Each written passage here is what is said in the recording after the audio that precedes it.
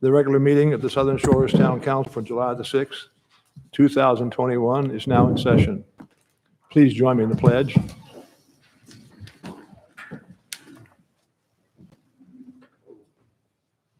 I pledge allegiance to the flag of the United States of America and to the republic for which it stands, one nation, under God, indivisible, with liberty and justice for all. Thank you.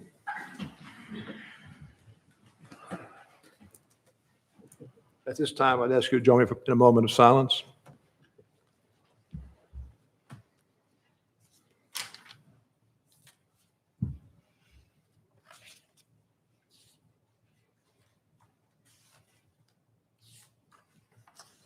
Thank you. Council, I need a motion to approve the agenda. So moved. Leo, thank you. Do I have a second? Second. Thank you, Elizabeth. All in favor of approving the agenda indicate by saying aye. Aye. Aye. Yeah, Council, I need a motion to approve the consent agenda. So moved. Thank you, Leo. Do I have a second? Second. Thank you, Matt. Any further discussion or any discussion about that? If not, I'd ask all in favor of approve the consent agenda indicate by saying aye. Aye. Aye. So we're ready to roll here. This time I'll call on our Deputy Town Manager, Planning Director for his report. Good evening, Wes. Good evening, Mayor and members of council.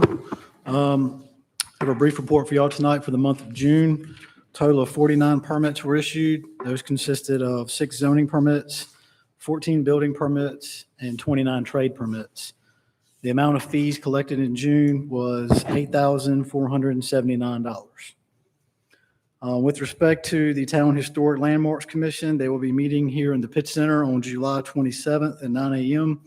And they'll be considering a designation landmark application to designate the property located at 92 Ocean Boulevard, submitted by Elizabeth Whitehorse. With respect to tonight's agenda, with respect specifically to ZTA 2107 lot access requirements, we are requesting that council not take any action on ZTA 2107 lot access requirements at this time.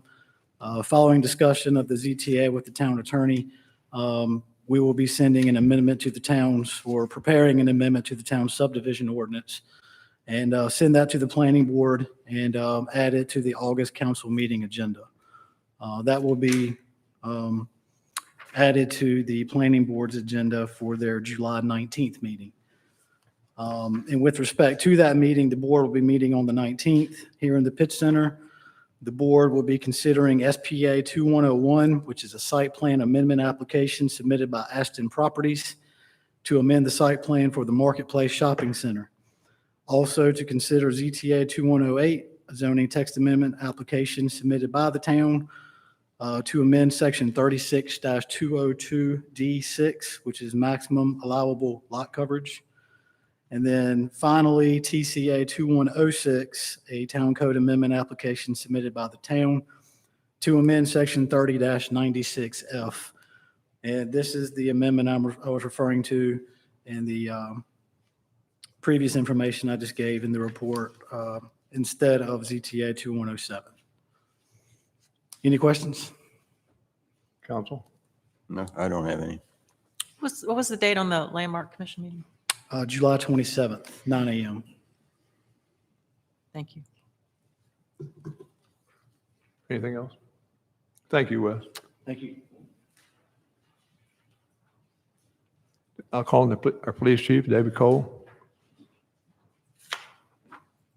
Good afternoon or evening, David. Whichever suits. Good evening, Mayor, members of council. I owe you 2 reports, one for May 2021. And as you can see, officers responded to 1,400 calls for service. You can see the breakdown on the pie chart up there. There were 26 incidents for a total of 51 offenses, which were reported crimes. And under the 17 arrests that we made. There was a total of 33 total offenses. And the majority of those were all drug-related. And then officers, they conducted 68 traffic stops. Out of those 68 traffic stops, they issued 30 written citations and another 34 warning citations. Our community resource officer, she's very busy. She handed out 46 ordinance violations. Most of those were failing to display parking. And we had 3 reportable motor vehicle accidents for the month of May. Any questions on May? Council? June 2021, officers responded to 1,331 calls for service. There were 24 actual crimes that were reported for a total of 45 total charges. We had 15 criminal arrests. There was a total of 33 charges. Again, the majority of those, 23 of those, were drug-related. Wow. And then officers conducted 96 traffic stops. Out of those 96, they issued 53 written citations and another 42 warning citations. Being a resource officer, for the most part, she is the one that handed out 125 total charges for our local ordinance. 110 of those were failing to display for parking. 3 were parked in a restriction, and 1 for parking on the bike path. We had a total of 9 motor vehicle accidents for the month of June. Questions? Thank you. Thank you, Chief. Number's not great. This time I'll call on our Fire Chief, Ed Limbacher. Good afternoon, Ed. Good afternoon. So for the month of June, the fire department responded to 9 building fires, 2 cooking fires, 1 passenger vehicle fire, 38 EMS calls now that we're back answering them after COVID, 3 motor vehicle accidents with injuries, 1 without, 1 rescue from the elevator, 8 service calls, which are basically our beach wheelchair program and our sign program, 1 animal complaint, 2 public service, 1 unauthorized burning, 2 standbys, 1 good intent, 4 canceled en route, 8 fire alarms, and 1 citizen complaint, for a total again of 86 calls for the month of June. Anybody have any questions? How does that compare? It's Just 64 same was month. last June, 64. But 85 is probably more in the realm. Last year was kind of a fluke year because of COVID, but 85 to 100 these next couple months are probably pretty normal. So Thank you. you're welcome. Anybody else?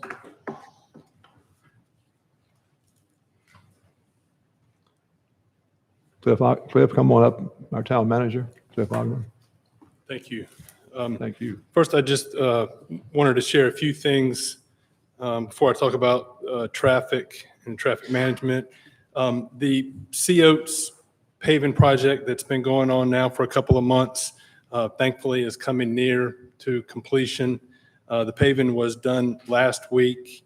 I spoke to the superintendent today of that job. They're going to finish up grading the shoulders and get ready for the fine grade and get ready for the hydro seeding that'll take place on June 14th. The traffic loops to get the traffic signals working again, that's been completed. And next week they'll have to do the painting, the thermoplastic, the stop bars and so forth on the streets. And that project,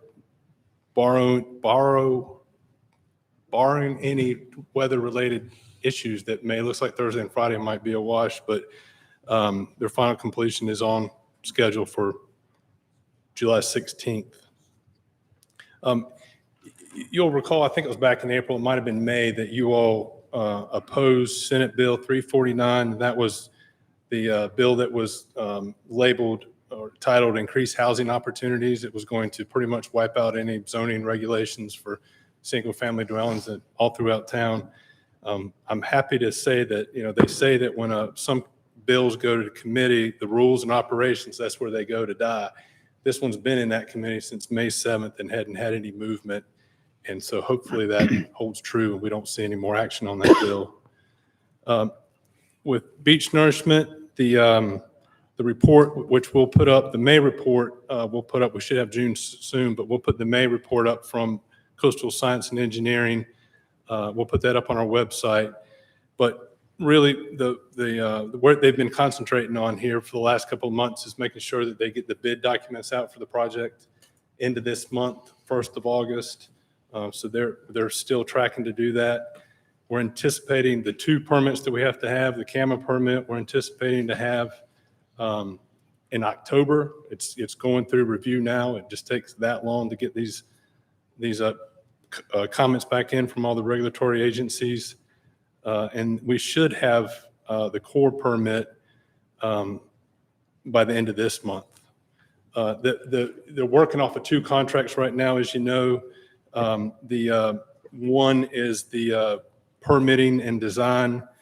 That is near completion. There's only the environmental documentation and some engineering design left. The rest of that's pretty much 100% complete.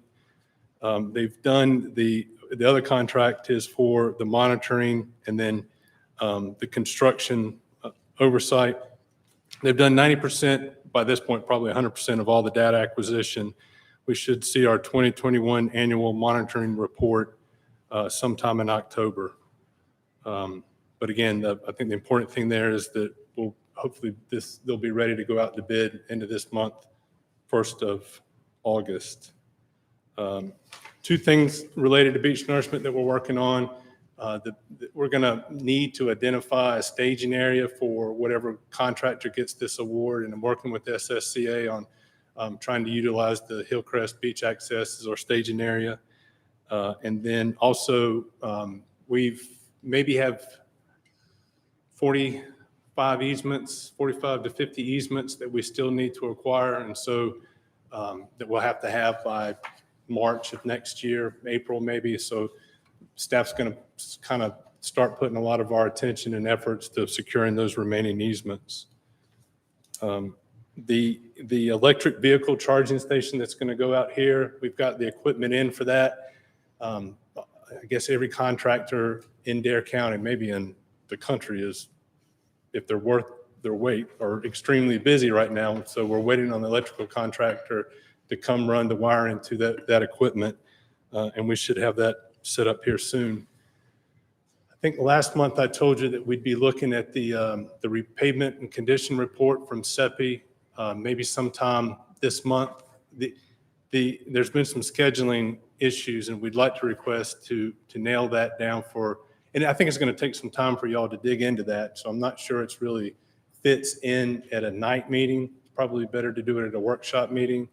So we'd like to be able to schedule that for the August mid-month meeting to have that report. If any questions on any of that, if not, I'll go to traffic. So where are you going to put the charging station again? Right out here. Okay. It requires 2 spots that are dedicated, I think a minimum of 12 hours. So absent any large meetings in this room, I think that's probably the place that's most convenient, while not inconveniencing anyone, is right there. We'll have to put signage out at the front of the building directing folks that it's here. And of course, that station will end up on every charging app, that anyone from the country can see. Thank you. Can we pull that? So I wanted to, just if I could briefly talk about the steps we've put in place so far. As you know, we implemented the no left turn again this year. We started out with 8 weekends, but after Memorial Day, we saw that we were going to have a busier, earlier than normal season. We added 2 weekends, June 12th and 13th, and then 19th and 20th. You all, at the last meeting, you authorized staff to put some local traffic only barriers and signs. We originally put those in 4 locations. We added 4 more, and we've had some success with adding road closures, which may have led to challenges with road closures via the travel app on Waze. You'll see now the closures we added a closure at South Dogwood for the no left turn, but we also added them along East Dogwood, at Hickory, Hillcrest, Sea Oats, and Wax Myrtle. And so if someone pulls up their app to get directions to points north of us, it's not going to direct them down these streets. But this is only as good. This only helps those that are using this app. It doesn't prohibit traffic. It only helps those that are helps us for those that are using this. The closure at South Dogwood, while it prohibits someone from making a left-hand turn, we've seen that folks have ignored that. This was a screenshot I took of June 12th. And you'll see, this is just a random, I pulled up the NCDOT traffic cam to see. And you can see that car pulling a U-turn right in the middle of the bypass. And there's a car behind it pulling a boat that looks like they're getting ready to do the exact same thing. Believe it or not, that's legal to do that U-turn. And of course, any traffic that's coming from the other direction, it's not prohibited from coming from the Woods Road, and it's not prohibited from taking a right at this intersection. On June 27th, we added additional closures at Hickory, Hillcrest, Sea Oats, Wax Myrtle, and of course, and again, these are closures that are seen for those that are using the Waze app. And these barriers are at each one of these closures. Now, again, folks they're not heeding this. This is something that we put in place knowing that we couldn't, the police couldn't enforce this without some serious challenge, because to pull somebody over because we suspect that they don't belong on that street based on the license plate of their car they're driving, it puts the town at some real risk of being challenged, that we're pulling someone over without having a real authority or reason to do that. Simply because they have an out-of-state license plate is not a reason to pull someone over. And the attorney and I have talked about this. For someone that's driving through that, the police would almost have to follow them to make sure that they didn't, where they were going, verify whether or not they were local. So these, in large part, and we kind of suspected that would be the case, but we understand and we see that these, in large part, are just unfortunately being ignored by several. So in considering additional things that we might be able to do, we've talked kind of internally about making the restrictions and making them more restrictive, making it more difficult for people to ignore and drive around. So we've talked about, and I'll show you kind of a picture of what I'm talking about here. Blocking East Dogwood at Hickory or at Hillcrest, and then blocking the median along East Dogwood, Hillcrest, Sea Oats, and Wax Myrtle. This would help, I think, some. It would make it impossible for folks to navigate this. It would also make it difficult for people that live in Southern Shores that are trying to get to their home right off of East Dogwood. They could be just north of East Dogwood on Hillcrest. They'd have to go out to 12. They'd have to find a place to turn around. They'd have to go up and over and come back. But to do that, it's enforced for everyone. And I think that's a key difference, is that the measures that we put in place, it's, again, a real risky and a legal challenge to pick and choose how you enforce those. But doing something like that is a more permanent enforcement. We can put the no left turn on Saturday and Sunday, no through traffic, and we can pass an ordinance that says you cannot do these things, and that applies to everyone. So how far we want to go, because what we've seen, getting back to the road closures, we saw Juniper and Chickahawk really stacked up this weekend, more so than they have before. Now, whether or not that's because, for whatever reason, I don't know. It could be because of those closures that we put on Waze, maybe not. But But if we were to make more, I don't know how far we want to take this because of the inconvenience to others, but if we wanted to close off East Dogwood, you could close it right at Hickory. If we had talked about closing it up closer to Hillcrest, but then you get the problem when they ignore it, and you get 20 cars that are stacked up there. How do they turn around? This closing off of this median we could do it a couple of different ways. We'd have to put up rope and bollard like it is at the east end of East Dogwood, because folks would drive right through the median if we didn't. But we could put up gates. It's more of an expense. They're gates that the police could close on Saturday morning and open back up on Sunday night. Forgive the strong please, but they could look something like this, again, with the rope and bollard going to either side, like down in the right-hand corner there. We'd have to run that up all the way. There's things like these delineators. Again, somebody in a big size truck could ignore that and drive straight through. But those are more permanent measures that we could put in place. And then beyond that, if we're going and doing more and enforcement, even when we have the authority, if we were to put a do not enter sign on some of these, because it really seems as though the traffic really stacks up Hickory and Hillcrest north. And so this doesn't really help that as much. If you go so far as to put up a do not enter sign, the expectation that we're going to be able to enforce it with the police, with the amount of staff that we have, is going to be, we have more intersections to enforce than we do police.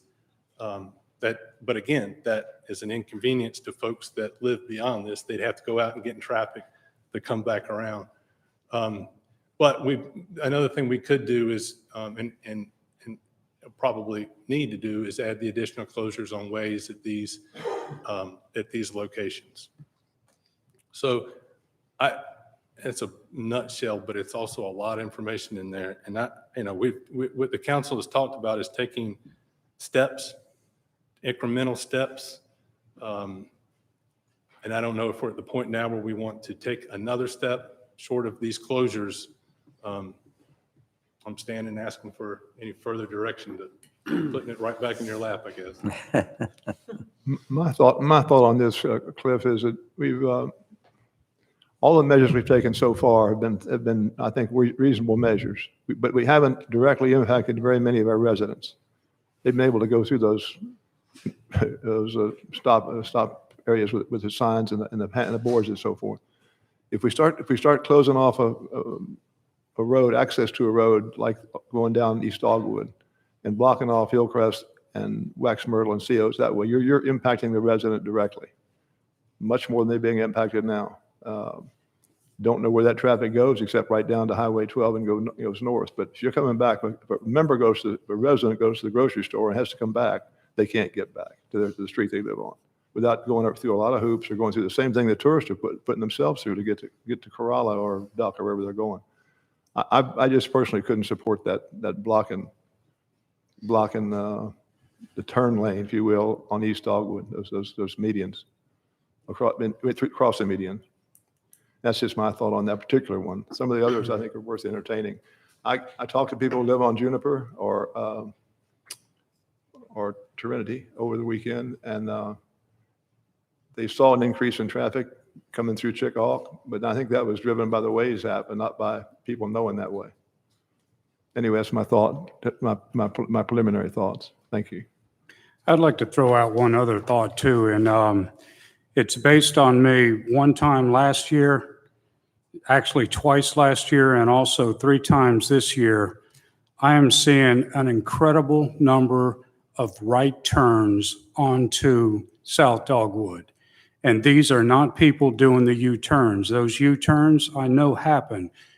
But during a 30-minute period over the July 4th weekend, I think it was Sunday or Saturday, one of the two, I sent an email out about this. There were 209 right turns onto that street, onto South Dogwood, coming from the south. Now, the only thing I can think is that this is traffic coming from the 64 corridor from Manio, because I have also gone down to monitor the U-turns, at both the Marketplace and the Harris Teeter complex over there. And those numbers don't come close to accounting for the right turns that are on turning onto South Dogwood. So in order to solve that cut through traffic, we're getting to what you're saying, Mr. Mayor, is that we would have to shut off South Dogwood. And we're rapidly approaching the cure being worse than the disease, because that's going to impact so many people in town here. So this is an irascible problem. We're getting slammed on social media because we're not doing anything about it, but they don't know what they're talking about on social media. They don't know all the efforts that you've made. But it's that right turn traffic somehow that is contributing to the problem right now that we're seeing on those side streets. Yeah. I've counted the left turns and the road and the traffic coming across from Woods Road. And again, it's those right turns that are predominant. And probably a little bit that drives it, if they've been here before, they see the backup out here and they continue north and know they can make that right turn. So, because I'm guilty of it on Saturday night, if it's backed up here, I go up and take my right on Trinity.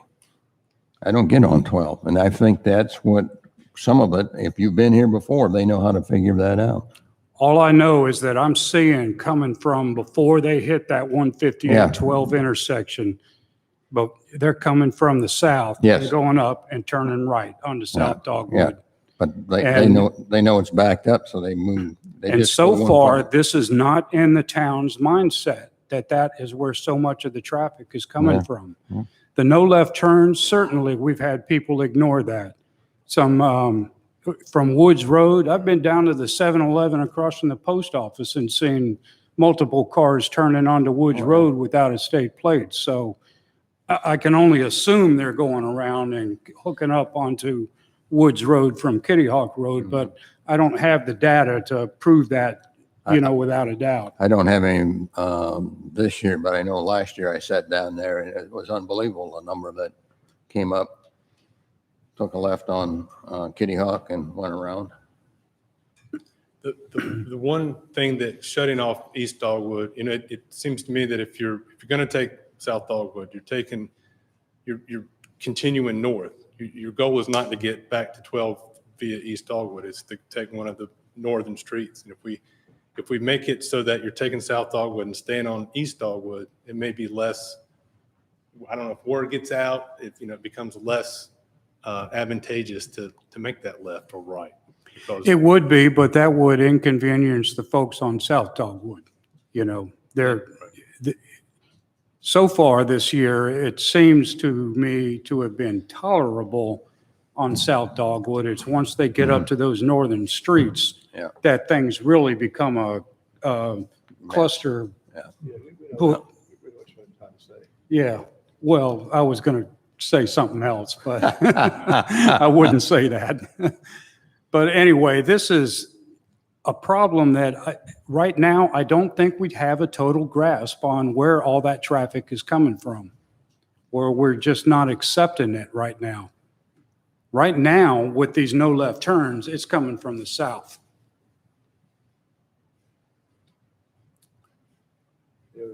No. I, for one, would be interested in exploring closing the median on East Dogwood. And I would say this would personally impact me pretty dramatically on the weekend. But my concern is I've been watching people try to go around the barricades we have installed, and I've seen quite a few near misses. And I don't know if your deputies have any weigh in on that, Chief. But that's if people are going to cheat, that's where we're going to get an accident and get into trouble. And if we close the medians, you don't have that cross-traffic interference. Yeah. The flip side of that is if we did that, I would like to look at how they can be deployed and dropped in the same day and then put back up. If that's not possible, that's fine. I would just like to look at it so it doesn't have a lingering impact all weekend. It just hits the traffic hours. And we might find, to your point about the no left turn, that if we close these medians and we work on Hickory, that we don't even need the no left turn, and some of the budget money spent to that could have a contractor to deploy the closing of the medians during traffic hours. Am I advocating that we instruct Cliff to do it? I would like to give him the leeway to do it. Yes. Well, and I'd also like to, I'm sorry, I am going to renege. I do have something else. We need to think about how this affects whatever we do to control the cut-through traffic.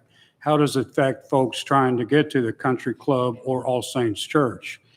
I'm hoping that that gentleman from Duck called you about how do they get from Duck to church. And there's also from Currituck to church, which we've tried to address by staggering the Sunday closures. But it's also when we start blocking off the streets on NC 12, then they've got to go all the way down through, the traffic to the 158 and come back up and again, make a right turn onto South Dogwood. So this is rapidly approaching affecting more than just the residents of Southern Shores. I think I see where you're headed, but if we were closing the median, somebody coming from Duck wouldn't be obstructed No, they wouldn't be affected. nearly their entire path to the church. Not if they can get through on Hickory. Or if they just can turn on come East through on Dogwood. East Just turn Dogwood. on East East Dogwood is our Dogwood. main artery. We're trying to, True. this is my other comment about the Hickory, is if you had buy-in from residents on that street, I would be fine with blocking both lanes on the bottom end of it. And I think a lot of the residents on that street would probably give me buy-in. That's where I saw probably the most difficult traffic patterns when people were trying to navigate around the barrier and had oncoming traffic on At East Dogwood and Hickory. East Dogwood. Yeah, East Dogwood and Hickory. I mean, my wife made a comment a couple times over the week. We were actually quite out and about all weekend because we had family in town, going to the boat, and all this other stuff, going to the country club. So we had a witness, got a good bird's eye view of people going around the barriers. The ironic thing about the half lane closure at Hickory is if it was really 50-50, you'd see a chain of cars that would always make that left, go straight and stay on East Yeah. Dogwood. But then you'd see a chain that would just follow each other around the barrier. So, Yeah, the first car kind of set the tone. yeah. Yes. But I mean, there was enough that didn't turn that I was kind of impressed a little bit. But it definitely wasn't the rhyme or reason. I think that the closing the medians is probably a safer way to do this in a more long-term manner. But I would advocate that it is restricted to hours rather than weekend long. When you do restricted, like we do the left turn, 12 to 6 or 11 to 6, or whatever. 10 to 6 on Now, long term, Saturday. if we're using a swing gate, and this is long term, like next season, if we're using a swing gate, the police officers might be able to deploy it. But in the short term, if we're putting physical barriers up, I'm going to leave that sort of problem solving to you. But I would like to advocate that we allow Cliff to have leeway to take additional measures as he feels necessary. Well, our next step then, I think what I'm hearing is to block the medium crossovers on East Dogwood Mhm. and see what impact that has. If we block the medians there, that still would not stop people from coming up NC 12, turning onto East Dogwood, and then going down. That's Those true. streets. That's true. That's true. And that's where the worst of the problems are, is on those northern streets up there. So I don't know. You're right. I mean, they can still do that. So which makes me want to suggest, I'm not suggesting this right now, but it makes me want to suggest that we block it on the north side of the medians, block those streets off. But again, anybody who lives on those streets up there are going to have to go north to get, an exit on Hillcrest or Sea Oats in order to go south. An irascible problem. It definitely is a little bit of whack-a-mole. And rather than saying to you clearly block the medians, I'd like to just empower Cliff to take the measures and have the authority if he needs to, or if he thinks it's a wise choice. Have we not already given him that authority? To close the medians? No. Oh, okay. It just seems like it'd have less impact on residents if we block the medians rather than, I hear what you're saying, Jim. There could be some people that at East Dogwood decide, I've had enough of sitting on 12, I'm going to go left and try to squirrel my way through to get more further north. But then again, they're pretty far north once they get to East Dogwood. And we might very well see that happen. We'd be able to react to that if we give Cliff the leeway, I guess Yeah. is my point. So I want to Yeah. try to stay as fluid as possible, not think that, Stay flexible. Well, There's and- nothing wrong with blocking the medians right now as our next effort. And if that fails totally, then we can just move them 30 feet or 50 feet. I haven't touched base with some of my spies up on the north end, but we did get a couple positive nice picture. communications it's saying just the partial closures have been somewhat Yeah. successful. I know we might have some people in the audience. No. The volumes were slightly down on northern streets. That's what I Yeah. told anyway. Yeah, I had a couple One people individual tell me. emailed me just today that said it was a lot nicer on Hillcrest this weekend, which I thought Mhm. I saw opposite from my view. So I mean, it's hard to say, but trying to provide relief to those up there is Yeah, and my the goal. spotter I had didn't respond this week to me. Normally Saturday and Sunday, Mine on I get CS my is notes. I do want to say, Cliff, though, we thank you for all the efforts that you've put into this, especially trying to coordinate with Waze and Google Maps, you know. I appreciate that, but it's Chief Cole and his guys that they're the ones that are taking the brunt of this. You know, they're the ones that, it's easy for me to sit and say, try this, but they're the ones that have to They have endure to, it. they have to implement it. How's that going with them, Chief? We spent a lot of time with barricades. getting Back and forth. bushes where they threw, or we had locals moving right in the middle of the road. Mhm. The reason, I felt that if we close the meeting, we're not closing the street down. And if we have the gates, we have terminations of fire, EMS, and police to get through if they have to. And then put the bollards, because if you don't, they're gonna drive through those meetings. Mhm. At least then, the officers, every time you tell us, we lock the gates down, and then 8 o'clock at night, we open them back up, and secure. And we do the same thing.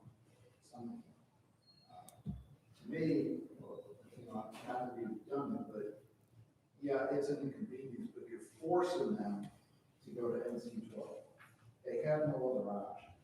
You, as well as I all know, that the traffic light favors Duck Road. Mhm. You might get 2 or 3 cars that can make it. Yeah.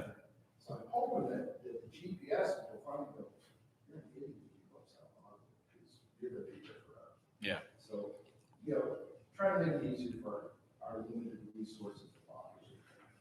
Well, and as far as emergency response goes from either the police or the fire department, how does that all fit in with y'all being able to get somewhere in a hurry? Okay. All right, we'll give it a shot. Okay. Echo, appreciate all you've done with Yeah. Waze thus far. I understand that's also filtered over to Google Maps now too. Yeah. Which- owns Waze. Pardon? Google owns Waze. Yes, I understand that. But I had somebody that had been using Google told me it Seems was like the there. Waze employees were pointing fingers at Google. Okay, thank you. Thank you, Cliff. Thank you. Thanks, I Cliff. think we need some kind of council consensus, I think, what we're going to propose that Cliff do or authorize him to do. If you want it in the form of a motion, I would make a motion to extend further authority to Cliff to take additional traffic mitigation efforts to close the medians on East Dogwood, at Hickory, Hillcrest, Sea Oats, and Waxmore. Do I have a second to that motion, Council? I'll I'll second. second that. Okay. Jim, second. Any further discussion? The only further discussion is my intent, I think you understand, is as he deems necessary. Yes. It's not an edict. Got it. Thank you, Matt. I would just say too, so we're going to close down the medians. I think that's clear. But the intersection of Hickory and East Dogwood, Yes, I'm glad you, I think the people that primarily impacts the residents of that street, and if they're okay with it, I'm okay with it. Yeah. Members of them asked for it last they year. did, so they did it's- ask for it before. So I would think if we just made an effort to possibly ask some of the residents in that neighborhood, basically we'd be turning that into a cul-de-sac. So for them to get out, they just have to take a longer route. Sure. Yeah, they, But I really think they would think that they would be okay with it. I don't know that for sure, but I feel like they So what are would. you saying? Close off that at East Dogwood? Yeah, so that and the Hickory? traffic that comes up South Dogwood has to basically go, when they turn right on East Dogwood, they got to stay on East Dogwood. Okay. Yes. But if I live on Yes. Hickory, Mhm. I want to leave Hickory, I've got to go up and get on Hillcrest or one of the other Back streets around. and Correct. come back around. But how do I Yes. get back to Hickory?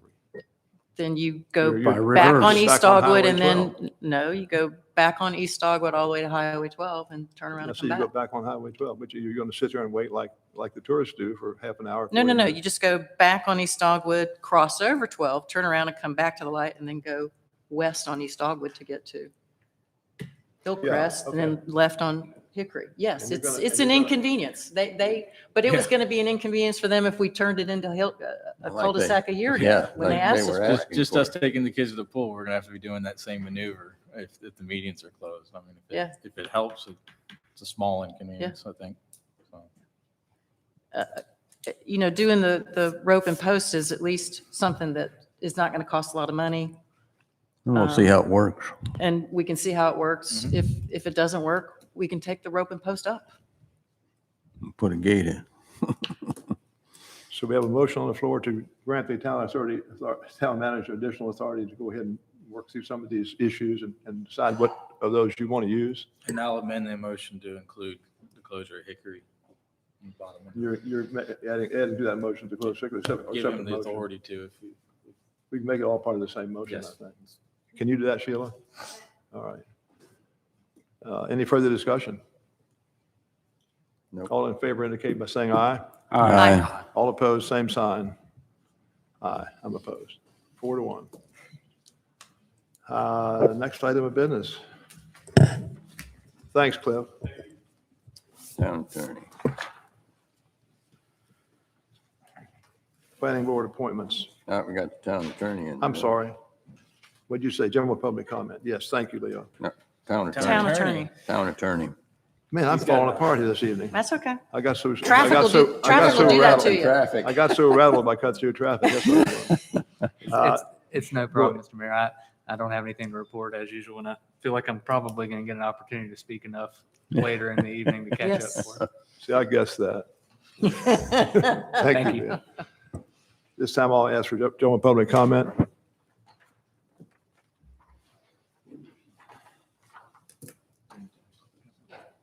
And the first person is Mr. Rod McGowie. Good evening, Rod. Hi, Mr. Mayor. Hi, members of council. Just a general question or comment. I happen to notice that the town of Duck has a $1.69 million grant application through FEMA's Building Resilient Infrastructure for, and they're doing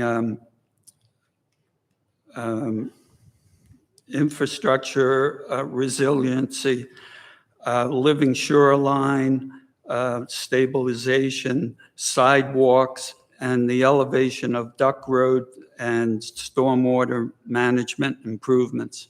I'm wondering if we have anything in the works for this to take advantage of a program like that. I'm going to ask our town manager to address that question. I think we do, and I'm going to ask him to address it. You may remember I had mentioned this grant opportunity to you about this time last year because ironically, the BRIC grant funding regional kickoff meeting email was sent to me today. This, we had considered maybe a stormwater project somewhere in the avenues, 13th Avenue and that, just trying to explore things that we could do for stormwater. At the time, we weren't kind of found out about it late and weren't able to get a package together. But that window is reopening. So this is something that we could very easily try and apply for. Thank you. If I could continue, since one of the projects is sidewalks. The more sidewalks we build in town and the more bicycle paths that we build in town, the less people have to get in their cars and go places. And as much as I applaud your efforts, if you were totally successful in getting everyone onto Highway 12, all the people on the east side of 12, they're not even going to get out of their streets and the avenues. So at the very least, let's give them a way to walk or to bike. Thank you. Thank you.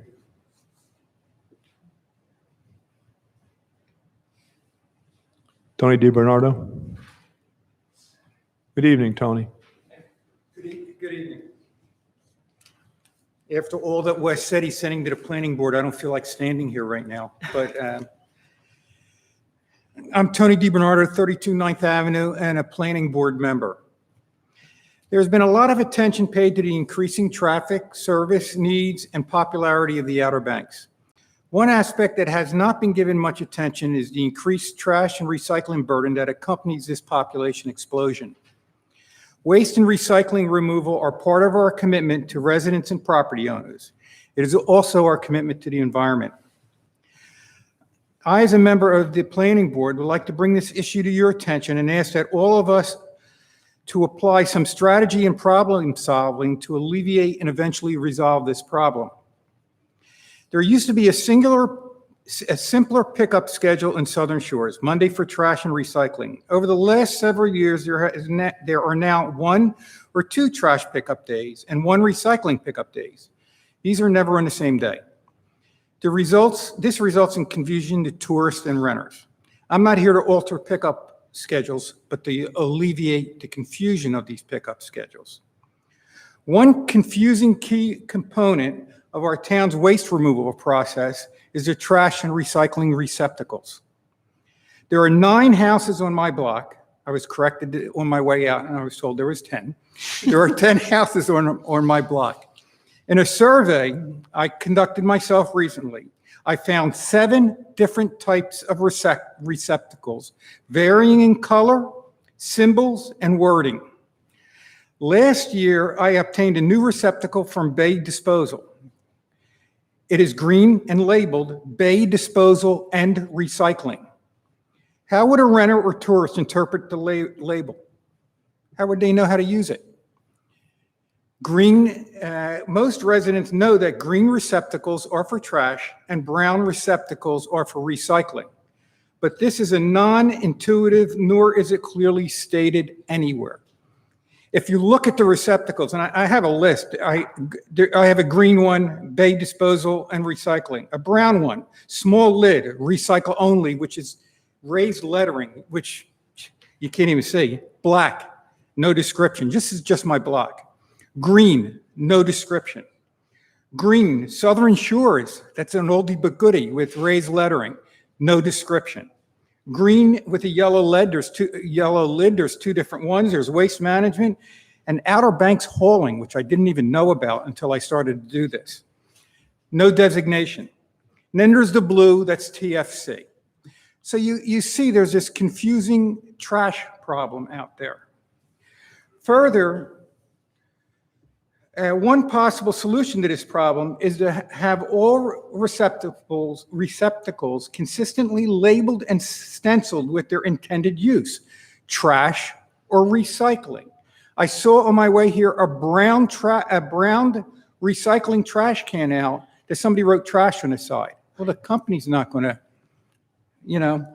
Further, it has been observed that many tourists and renters simply roll out the receptacles at their rental property on the last morning of their stay.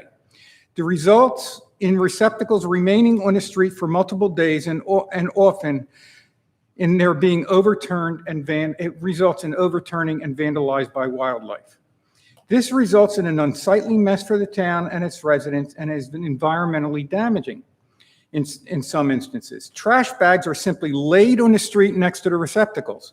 Neither of these actions is currently prohibited by the code. I thought they were. I've read this code.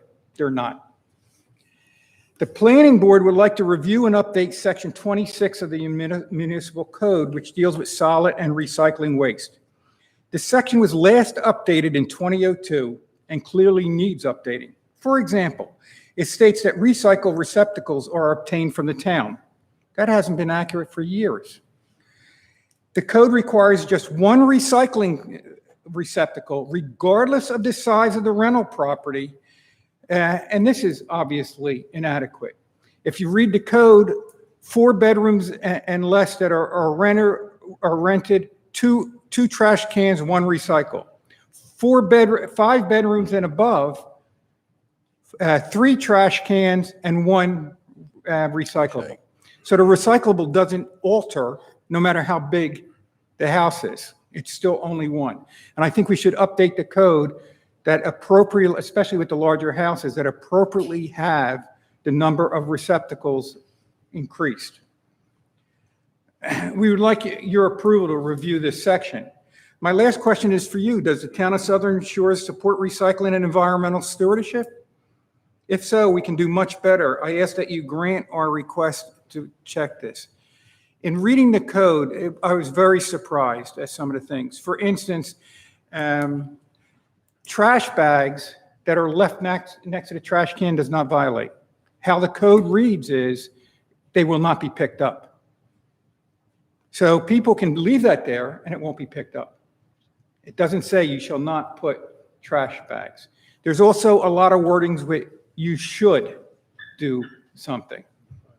And saying you should do something means they won't do something probably. So my question is we would like to redo this and go over it and try to update it from the, it's 10 years old, update it to a current status.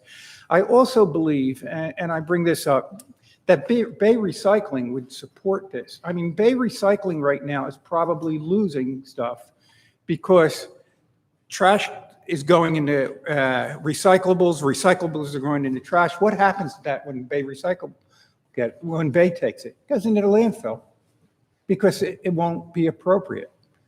So I see, and I think if the town, or I'd even call Bay Recyclable, if I was given permission, the town could get labels from Bay Recyclable that would benefit them, that says recyclable only, and give them to the residents. They would be saving money in the long run, and it would actually benefit that company.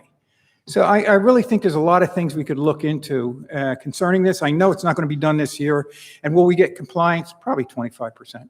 But that 25% is better than nothing.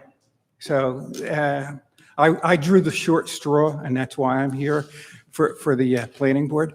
So I just wanted to bring this up to you and let you know. And I have one further comment about traffic. I know it's not appropriate, but I live at Hillcrest, right off of Hillcrest and right off of Sea Oats. When the police car was there, I was walking my dog last week. When the police car was there, nobody was going down locals only. When I was coming back with my dog, suddenly cars are going down the street. And I looked and the police car was going. Leave a police car there, empty, if you have an extra police car. It might cut down. You know, it might stop somebody. But anyway, that is my spiel, and if you do approve it, we will look into this and try to update 26. Thank you, Tony. Yeah. Thank you. What's your pleasure, council? You want a motion to direct the planning board to take this into consideration? I would make that motion, yes, sir. I'll second it. Any further discussion? What is the motion? That the planning board take up the revision of the appropriate ordinance that Ordinance addresses 26. solid waste and just- recycling. There are other right-of-way encroachment prohibitions in the town code that say you can't leave a trash bag in the right-of-way. It's not specifically there because that's addressing the containers being serviced. But you can't leave a trash bag in the right-of-way. Plus the fact they don't get out of the truck to pick them up anyhow. Yeah, Even if they could, they're not allowed to get out of the vehicle. that was my only discussion. And I understand why. I'm fine to update it. Let's vote. Yeah. Okay. Any further discussion on that? If not, all in favor indicate by saying aye. Aye. Aye. Aye. So you have the authority, You got your work to start. planning board to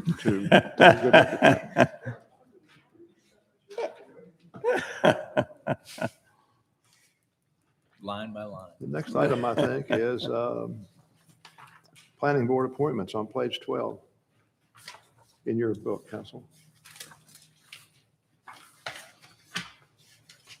You want to address this for us, Wes, or not? Or do you need to?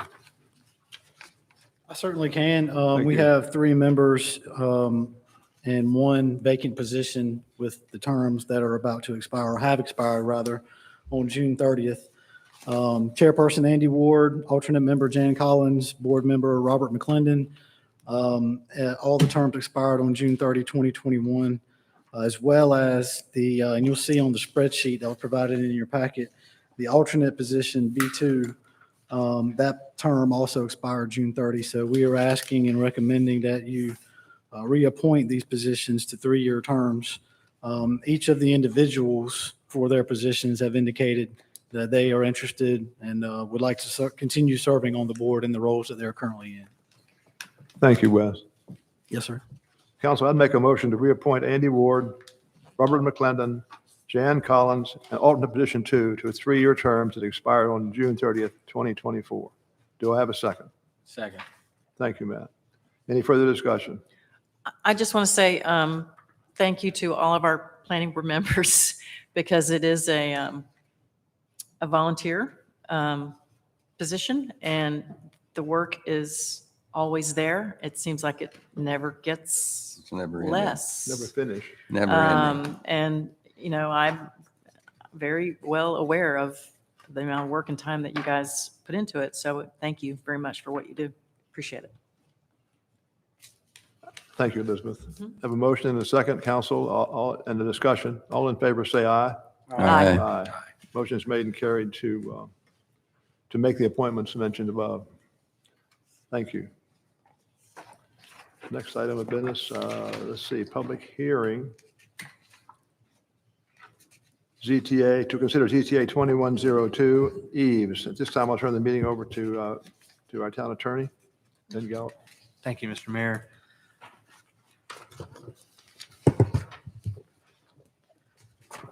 Tonight, we're going to have 1, 2, 3, 4 public hearings that are all legislative public hearings.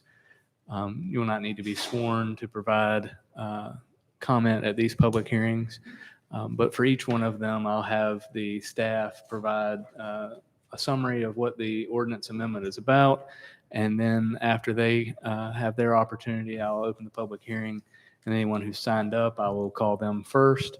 And once we go through that list, I'll ask to see if anyone in the audience would also like to speak at the public hearing, and then would close the public hearing. So the first one that's on tonight is ZTA 21-02 related to eaves, and I'll call Mr. Haskett forward to provide a summary. Thank you, Ben. The first public hearing y'all have on the agenda tonight is ZTA 2102. This originates from the town code update, which at the March 2nd meeting, you all instructed town staff to bring valuable elements of the town code update forward after the planning board had reviewed it. So the proposed amendments to section 36-57, definition of specific terms and words, are a result of direction from the planning board at the March 15, 2021 planning board meeting. They had directed that that part of the town code update come forward to you all at that time. The proposed amendments allow the outermost 3 feet of eaves to encroach into yards, which are also setbacks. The requirements on all sides of a structure instead of only from the building setback line, which would be from the front of the building. Town staff determined that the proposed amendments were consistent with the town's currently adopted land use plan and recommends approval of the ZTA. The town planning board also unanimously recommended approval of the application. They reviewed it or made that recommendation at the May 17, 2021 planning board meeting. Do y'all have any questions? I provided some information in the packet to go along with that, and I'll be glad to answer questions about any of that. We got these apparently 7 houses that vary from 3 feet to 4 feet. If this is approved, how would it impact those? The ones that are over 3 feet, they would not be considered conforming. So the house is already built, they going to have to reduce that? It could, we'd I have mean, to to say the create, house is 10 years old. you'd have to create another exception. There would have to be some sort of. Or it language could just to- become a non-conforming lot, right? Well, it Or would be, non-conforming. it would be a structure. It Not would be the structure. structure. So to this date, can you characterize the amount of complaints you've had about the distance of the eaves encroaching into setbacks? I haven't had any. No complaints, okay. I figured that'd be the case. Good question. I'm going to So ask. heretofore has not been an issue. Well, it originated in the town code update project Because there when, was consistency around to setbacks. bring consistency, it was determined that we looked back through years and years of as-built surveys and foundation surveys, going back well into the past, since before I came, that the eaves were not being counted in the setback requirements. So this was an effort to make the town code consistent with the practice. And can you educate me on what the consequences of having a non-conforming structure are in the town? I may ask Ben to comment on that if you don't mind. Okay. I think basically it's that if your house is taking a hit, say for example from a hurricane, if it's less than 50% or some magic number, then you can rebuild as it was before, even though it was still non-conforming. But if your house takes more than a certain threshold, then you've got to rebuild in conformance with current codes. If But it's Ben, legally conforming. The trickier part of the conundrum before Jim or Ben jumps in. So we now have eaves that are not reflected on as-built surveys. Now you have an eave that's reflected on an as-built survey, shows a nonconformity. In our town code, you're allowed to continue a nonconformity. So you in some ways granted the ability to construct an addition within the setback because the eaves are now in the setback and are a nonconformity. Now, I don't know if Wes would have interpreted that clearly, but it is something that could be challenged if somebody's pulling a permit. And we're not quite in the past. We got to go through public hearing and stuff. I got a fair amount to say on this one. That's a good one. Yeah, if it's a an side, unnecessary regulation. if it's a side setback encroachment, then they are allowed to encroach up to that line. Yeah, so we've just granted somebody potentially, especially on small, narrow lots where they've already been built, the ability to encroach in that setback even further.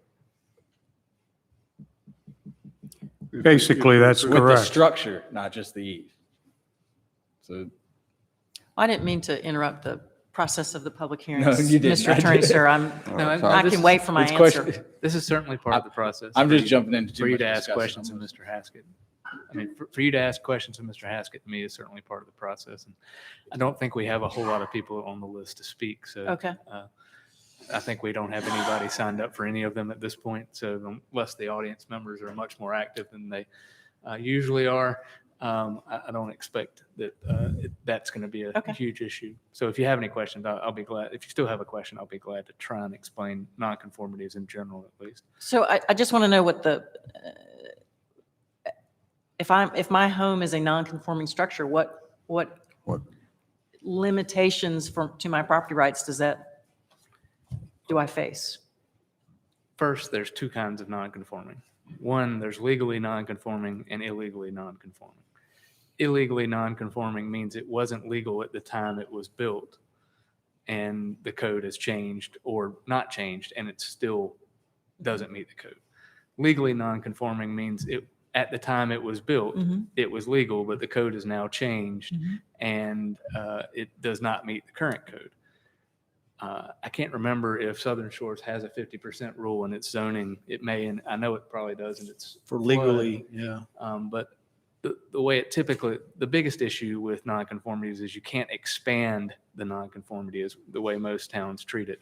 So it can come up when you come to get a building permit to add your pool or to add a room on your house that pushes back further into that setback. Someone can say, well, you're already non-conforming on that side of the house, you can't expand there, or it could come up in the 50% qualification that Councilman Connors brought up. If you have that, I think Mr. Haskett indicated you do have that in your ordinance. So it can come up in that place where there's damage or from hurricane or fire. But it also comes up when you're trying to enlarge your home in a way that it increases the nonconformity. I was able to speak to that because back in the year 2000, I think it was, when they increased the setbacks from 10 feet to 15 feet, it made a boatload of houses in Southern Shores non-conforming immediately. And so that's why I think we need to be very careful when we dive into these territories here. And it's not typical that a non-conforming structure can't be modified in any way. It's usually read that it can't be expanded in a way that increases the nonconformity. So They may be able to find another way to do their expansion without increasing the nonconformity. a lot of times lot coverage is an issue, and you can change lot, pull things up, move things around. Sometimes you can fix it that way, but that's the general gist of what the issue with nonconformity is. You can keep it, but if you try and change it, you're going to have to look and see whether or not it meets the rules about whether or not it's an expansion under the rules. If you go to sell your house, is there some previous disclosure or filing that the buyer knows that it's not conforming? I'm not sure. I don't do any real estate stuff. And the way I look at that is, the general way to look at that is you can't defraud people. You can't knowingly tell them, no, it's conforming if you know it's non-conforming. But I don't know that there's anything that requires you to tell them that it's non-conforming either. But if they ask you and you tell them no, and you know it is, that's probably problematic. I would say the average buyer ain't going to know to ask the question. No, although some buyers will. I would some hope the buyers- realtor would help you out there. Yeah, well, some buyers or the real estate agents or the lawyers sometimes will contact Wes to get some sort of zoning certification that it meets zoning. I don't think that that's very common. And, from a legal perspective, the lawyer's really looking at the title end of it. And usually with the title insurance, they're going to disclaim any, have an exception for any zoning issues. So it's somewhat buyer beware is my understanding of how it works. Okay. Any other questions for Mr. Haskett? By striking eaves from building setback line, does that, I know the intent is to make it uniform on all four sides of the setbacks, but by striking it from that section, does that unintentionally allow the eaves not to encroach in the front setback?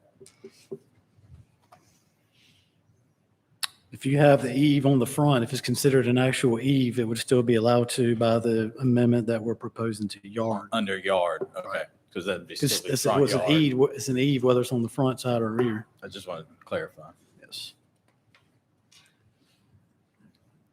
Any other questions for Mr. Haskett?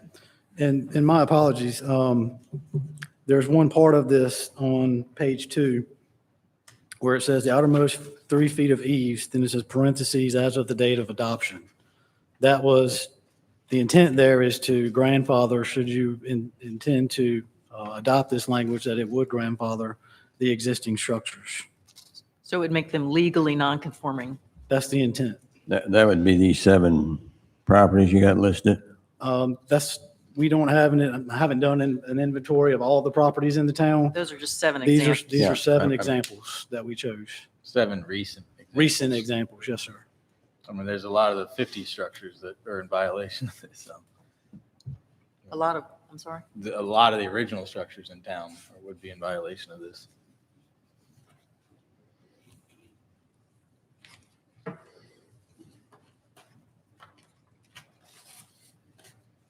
What's driving this? The town code update. It was first brought forward from town staff to code right to include in the code update to try to make it consistent. When there were a number of different subjects discussed with the planning board about potential topics to bring forward, this was one of them that they recommended be amended as well.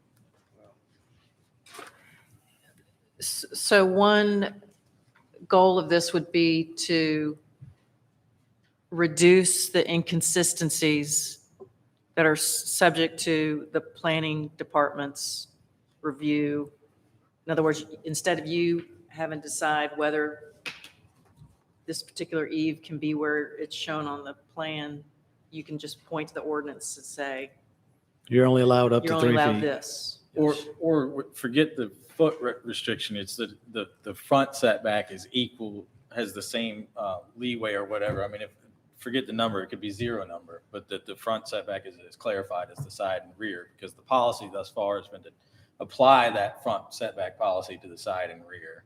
This just codifies that and adds a restriction.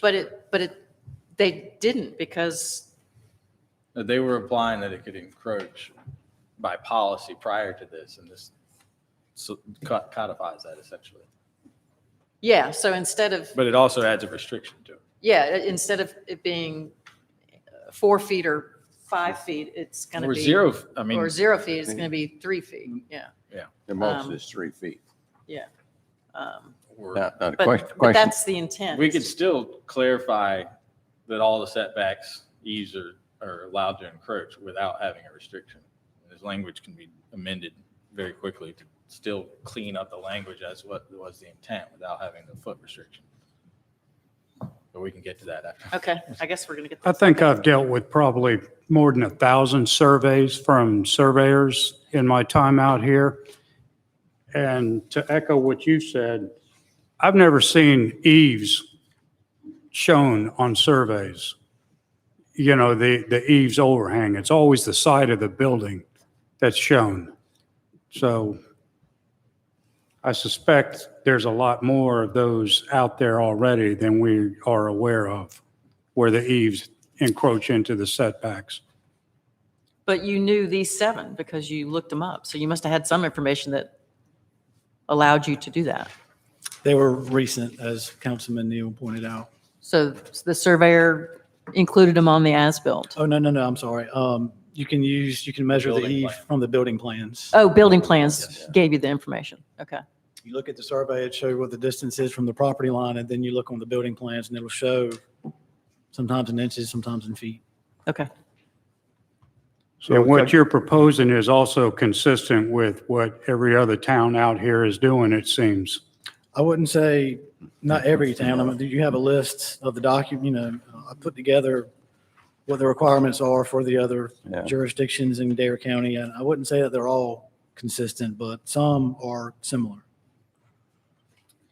Wes, if we amended the language in the definition of yard, if you go to the underlined section where it starts that, and then the underlined section, if we struck the outermost 3 feet of, left eaves in, and then struck the section in the parentheses, that would still give you the consistency that you're looking for across all 4 building setback lines, but it would take a measurement of eaves and the requirement for us to demonstrate it on as-built surveys and whatnot from that. So you would take out what's in parentheses? I would take out what's in parentheses and the outermost 3 feet of that precedes the word eaves. And then leave eaves in building setback line? Yes, so the, 19. 19. Thank you. that was the question I had about whether to leave it in the building setback line. I mean, we're still saying that eaves, fences, walls, poles, posts, ocean, et cetera, may be permitted in any yard subject to height limitations and requirements. Because that brings it into consistency. I'll follow you now. If eaves were to be left in, I wouldn't have any objections to that. Yeah. But I think keeping the language in the definition of yard is also necessary.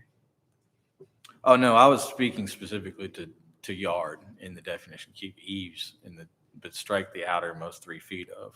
Well, you're striking the underlined Basically just. item there. Just the word eaves. In yard. So eaves becomes part of the list of fences, walls, poles, posts, et cetera, But without any there's no qualifier. reference to how far they could go. If you just said eaves, Well, the policy up I'd- to now has had no reference to Well- how far they can go. like I said, I would suggest and we recommend that it include clearly in the regulations that it could go up to 3 feet.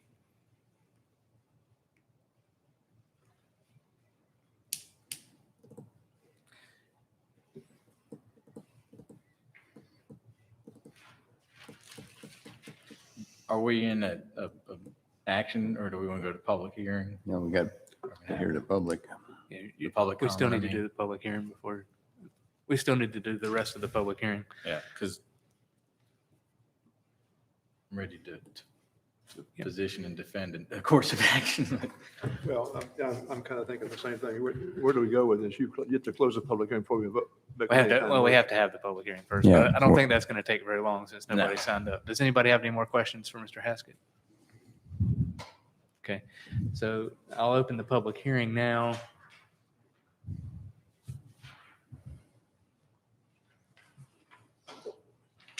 It has changed. We do have someone who signed up. Is it Monte? Say the last name again? Laurel. Monte Laurel. If you could come up and state your name and address for the record, and I think you'll have 4 minutes. Thank you. Mr. Mayor, Council, my name is Monty Laurel. I live at 14 13th Avenue. And I guess I'll be the first to lodge a complaint about this, this eaves thing, because I want to speak in opposition to it. The house next to us, which was built about 3 years after we moved in, was built right up to the setback. It had no eaves, so it didn't count against the setback. So my particular situation is not really at issue here. But I am concerned about having eaves encroach on the setback because, I mean, I'm looking at a drive-in movie screen, 15 feet from my house. And I'm worried about eaves encroaching on that because I'm concerned about sort of mission creep. If that becomes allowable, and I don't have the ordinance and all that in front of me, so I really can't speak to the specifics of it. But I'm concerned about it becoming part of the norm, and that even a house that is built right up to the setback has the ability to have a 3-foot eave on the side, where houses on either side, I'm not as concerned about front and back, but certainly the sides, because that's where people live. And so I just don't think that that's needed or valuable in any way. And my other concern listening to this discussion is, yes, I understand that the reason was the updating the town code and all that, but I kept asking myself, why? Why do you have to do the eaves on the sides to make it consistent on the code?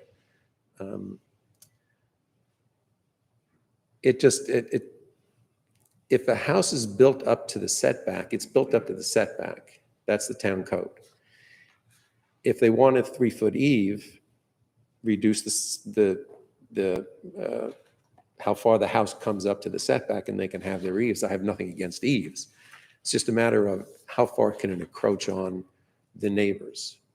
And I think that's an issue, because the mere fact of it trying to be consistent in the town code as the justification for this, I kept asking myself why, and I didn't hear a good answer.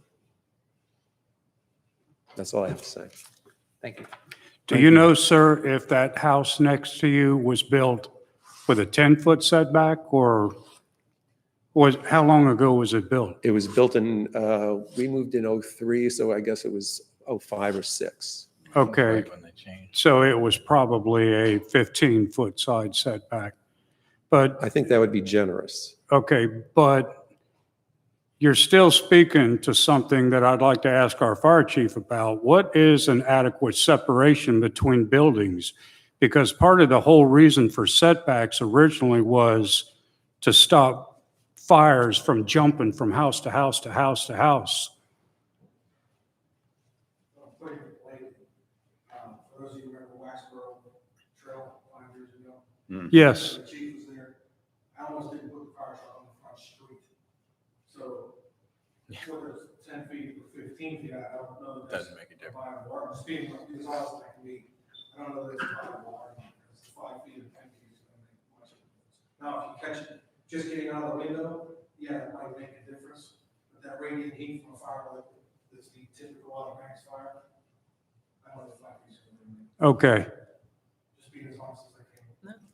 what we want to do. Thank you. Thank you. Thank you, sir. There's no one else signed up. Does anyone else in the audience want to speak to this ZTA at this public hearing? You raise your hand. Mr. Mayor, seeing no one, I'll close the public hearing and give it back to you for deliberation. Thank you. Thank you.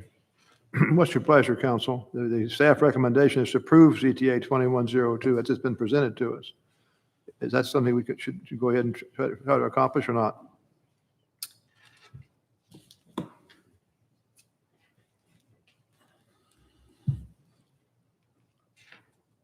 Not for me, no. I'd rather not see regulation of having this show up on surveys and additional steps and things like that.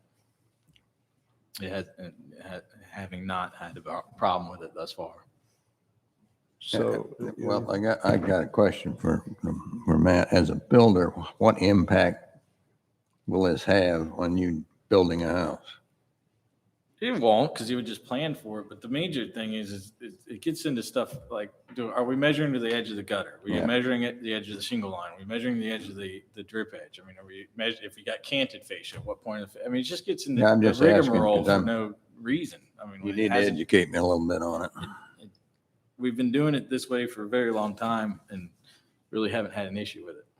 So. Yeah. Of course, I always look at, okay, what is the long term?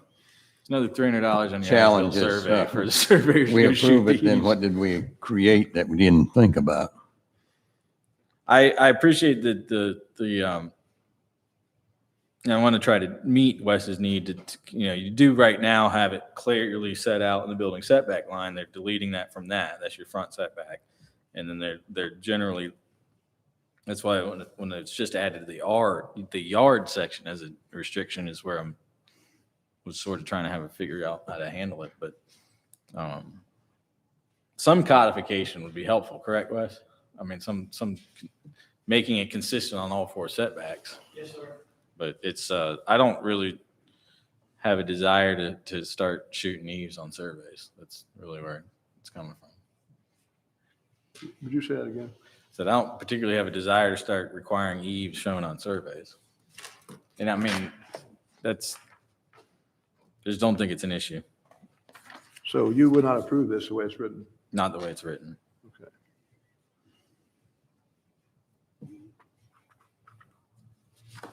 What's your thoughts, council? What's your feeling?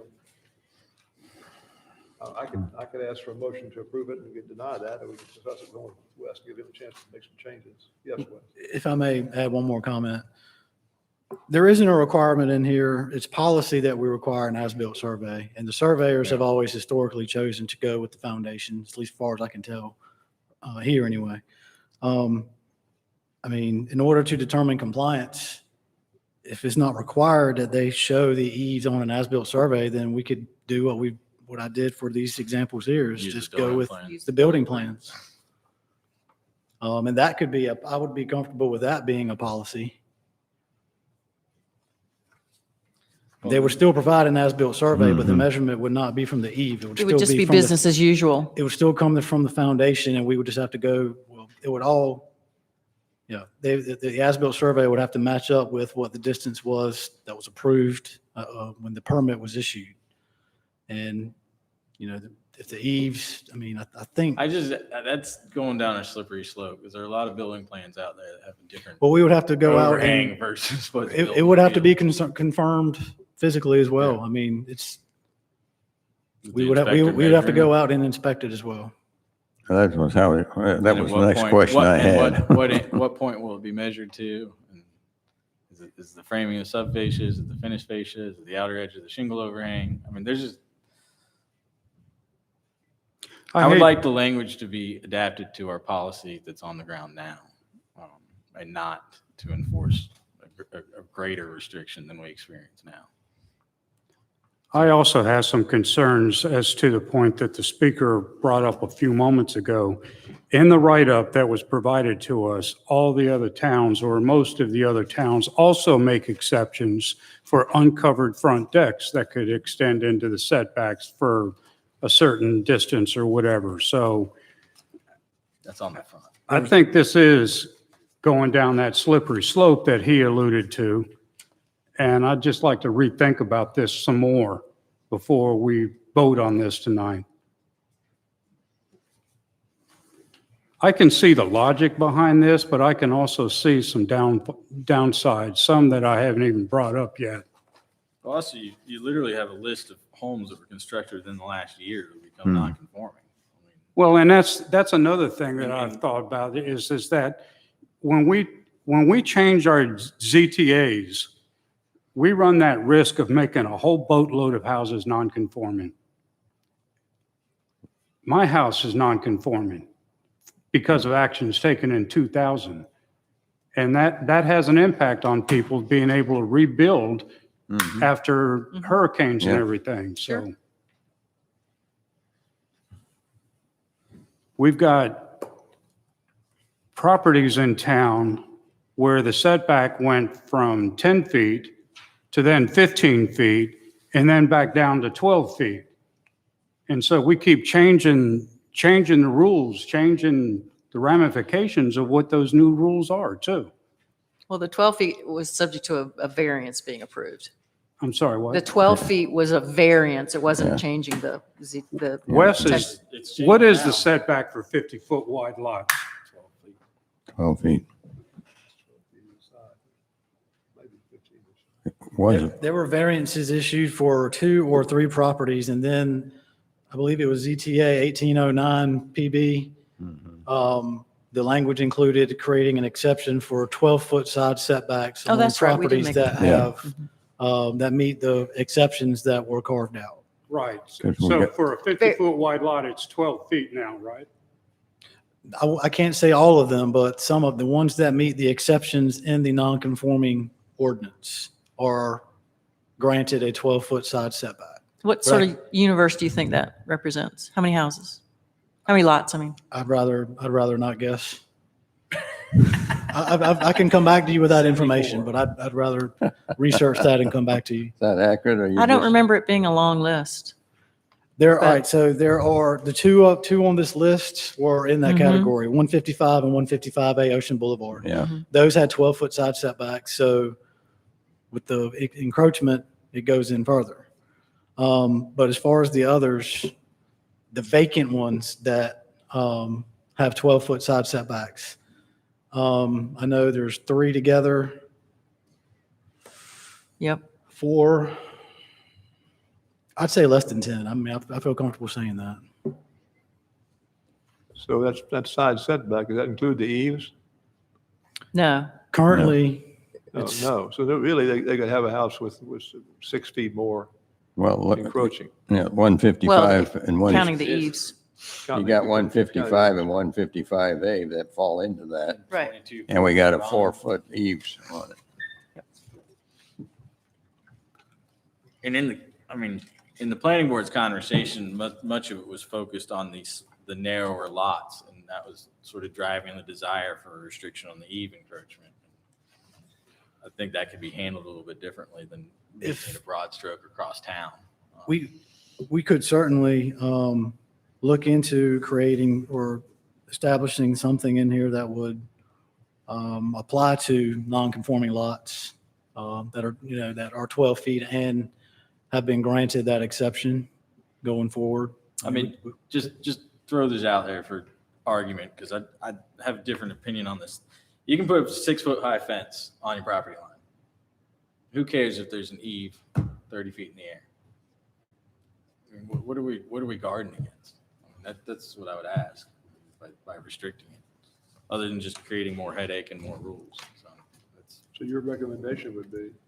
I would like to help clean up the language so it's got consistency, but without a greater restriction than our policies are today. And I also don't want to belabor this much longer. So if it means I need to make a motion to table this and not bringing it back up for discussion, I'll do that.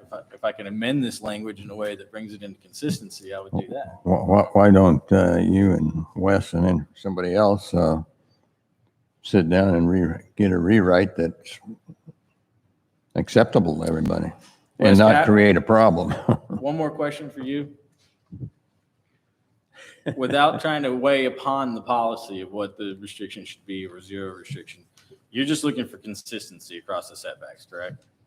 A Yes. consistent ruling. Is there a way to adapt this language that we have in front of us with minimal changes and achieve that. I'd rather we just table this and have that discussion rather than trying to wing it on, on the fly up here, because I think there's enough issues that have been brought up to warrant all of us here to think about this a little bit more. Well, Now- I've thought about it a lot because my house is the first house on this list that you were provided. And I will say my house is not non-conforming even if this passes. So I'm well within the setback. Well, if it's 3 feet, why does it become non-conforming? If we, Because I'm far enough in from the setback. So you're my not- eaves don't encroach 3 feet. right, from the okay, setback. well, I've thought about this quite a bit, and we think about it when we design. There's only so far you can physically hang an overhang off of a house before Yeah. it becomes subject to wind damage Right. and things like that. So, I mean, it's just, that's why I was suggesting just striking the outermost 3 feet of, just leaving the word eaves in as part of the list: fences, walls, poles, posts, ocean dune platforms. It gives it the exception that it doesn't put a restriction on it. well, I think we need to come up with something that Wes can work with to administer this, because once we approve it, we probably won't look at it again, but he has to live with it on a regular basis. You can live with that. I didn't hear him say yay or nay. You're the one who's going to have to live with it. So council, what is your pleasure? Give me a motion.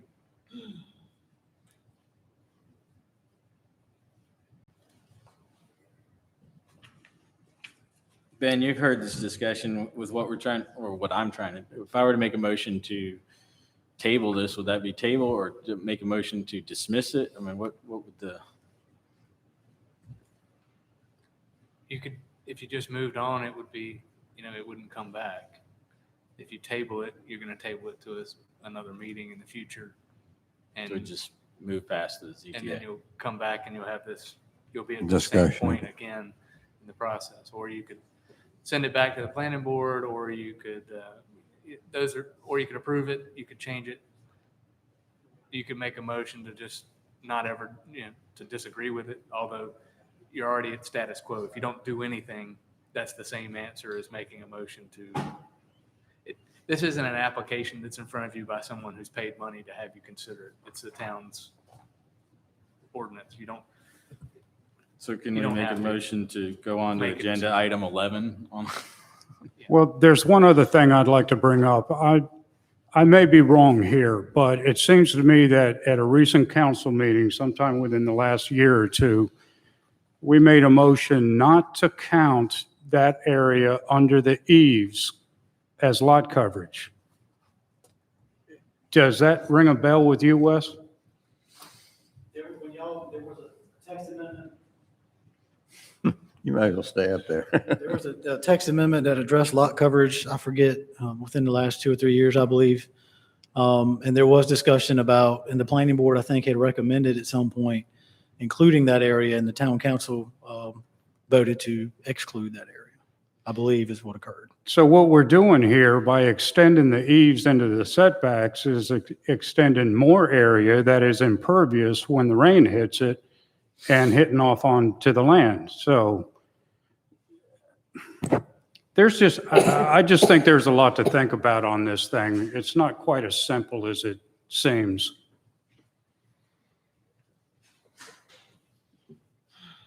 So let's move on. You want to make a motion to just, I'll make a motion to table this until a later meeting. okay. Do I have a second? Before I second it, now when we are tabling this, do we have to establish a time frame to bring it back? Or is this something that could drag on for the next 6 months? That's the preference. It's easier to deal with if you do it that way. That we table it? If you table it, you set a meeting in 2 weeks, and the regular meeting in September or something, so that the problem is table is not the actual right motion. it's a common motion, but there are two motions. One of them continues it for a period of time. Sometimes that period cuts off automatically. And then another one is where you set a date and time, and that's a lot easier to deal with. Well, then, can I withdraw my motion and make a motion that we not approve this tonight?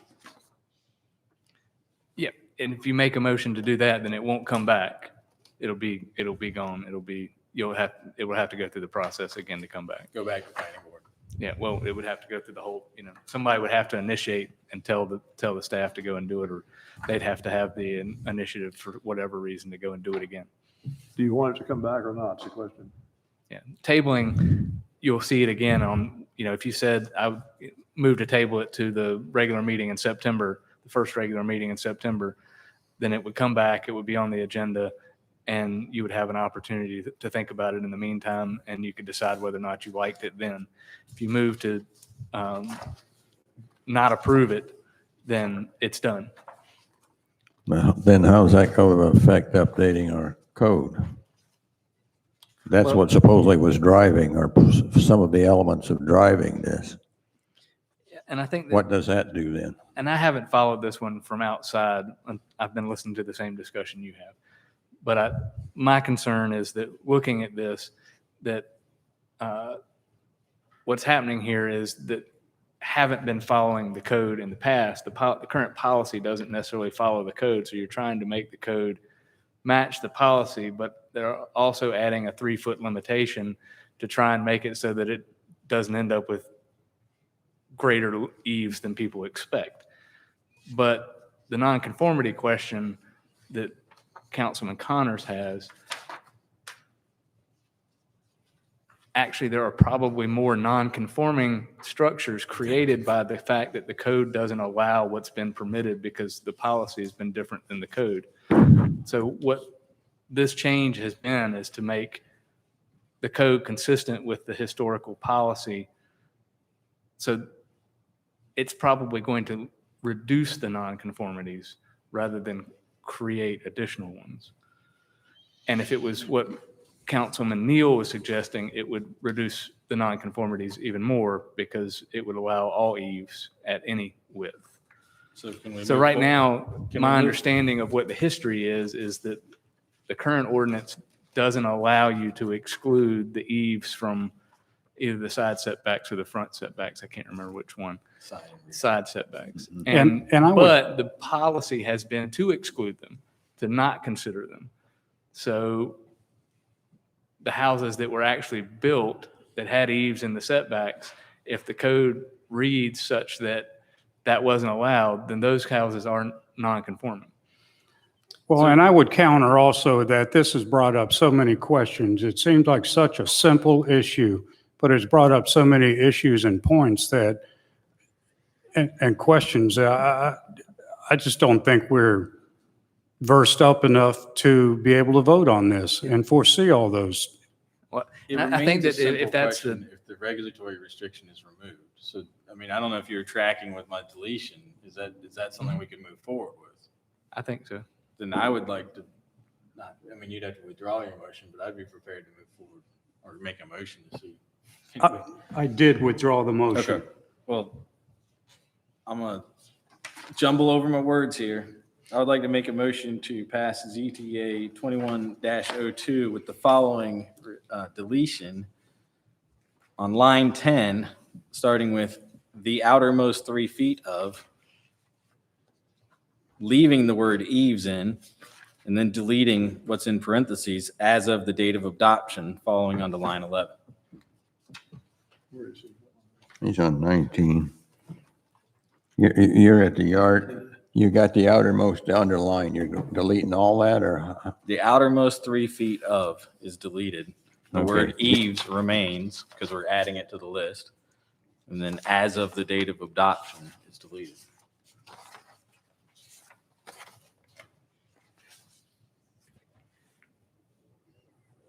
And that sort of, from what Ben just told me, that sort of, it handles the non-conforming issue, it handles the potential mismatch and argument about what we're measuring to and showing on surveys and stuff like that, which were my main two concerns with it. So I you think read the that? engineering of how much you can hang off a house is going to be a built-in restriction. Well, don't forget, we have Frank Lloyd Wrights in the world that can build one monster eve. Not in a 140-mile-an-hour wind zone. So run through that deletion again for me. What you want to delete out of that? I'll rephrase the deletion on line 10, starting at the underlined section. The outermost 3 feet of will be deleted. As of the date of adoption will be deleted. So then would read eaves, fences, walls, posts, and all that would, eaves becomes part of that description on line 11. Okay. So, I mean, the second. so this is just the definition of a yard? Is that where we are? We're just, Yes. so we're Which is- basically just not going to regulate anything but the front building setback line? That's not being regulated either because it's being struck in the building setback line. It's to bring it in consistency to what we're doing on the ground now. Okay. So Wow. basically what you're saying is your motion would not regulate eaves at all, We're fronts not- or we're- side? No, and we're effectively not now, Yeah. just to reiterate. But So it you're also, just clarifying it in the Yes. code? yes. Got it. Yeah, that's,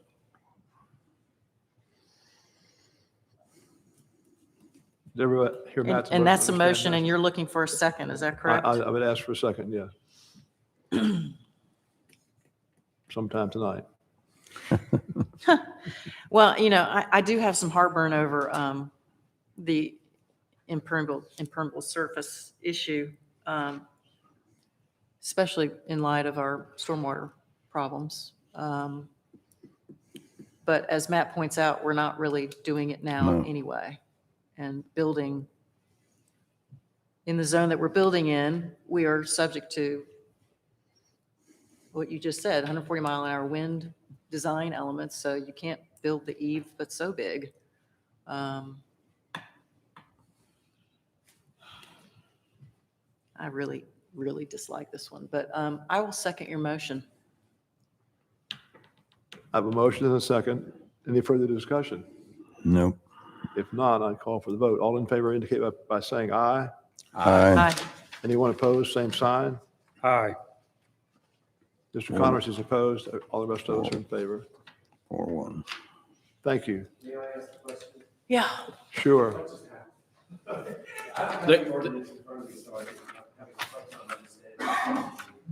The current policy that we do now in the town has been continued.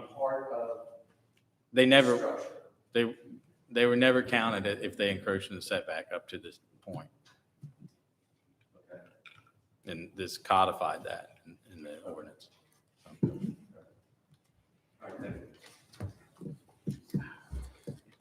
Okay, where are we? Public hearing, in GCS 6160D update, page 24. This is a good time for a 5-minute break. I would agree with that. I'd agree with that. I appreciate that. Let's take a 10-minute recess. Be back here at 7:25 or so.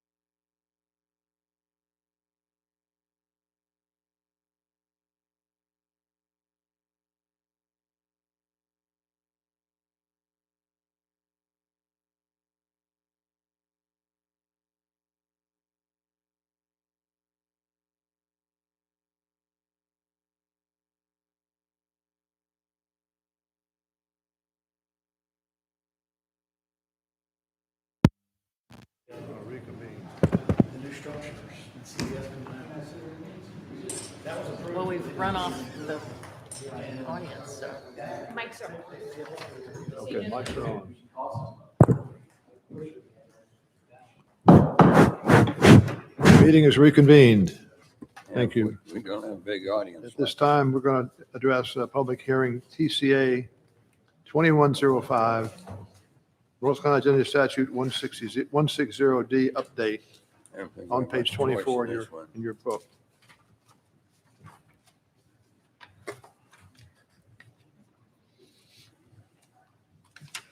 Did he already hand it to me? I You're was handing listening, it off but to Ben, correct? I wasn't sure if I heard Yes. him. Yeah. Great. I'm sorry, Sit- Ben. The ball's in your court. Great. Thank you, Mr. Mayor. I'll call Mr. Haskett up for his summary of ZTA or Town Code Update 21-05. Thank you, Mr. Gallup. This Amendment. next, Town Code Amendment. We're done with Town Code updates for a little while. correct. This is Town Code Amendment. Next item on your agenda, TCA 2105. This is amending Town Code Section 112, creating a new Section 112, conflicts with state law, authority, and procedures. In 2019, the NC General Assembly enacted North Carolina General Statutes, Chapter 160D, Local Planning and Development Regulation, which consolidated and clarified former Chapters 160A and 153A that address development regulations for municipalities and counties. The chapter became effective January 1, 2021, with the requirement that all municipalities and counties update their ordinances to be compliant with it by July 1, 2021, or whichever occurred before. Due to the Town Code Update project, town staff chose to postpone amending the Town Code to be compliant with Chapter 160D until the amendments from the Town Code Update project are complete.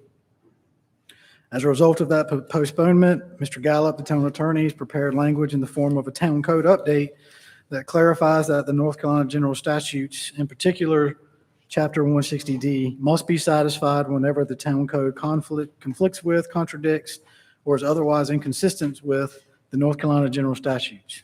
The intent of the proposed language is to clarify that although the town has not yet amended the Town Code to be compliant with Chapter 160D, its provisions will still be followed when applicable.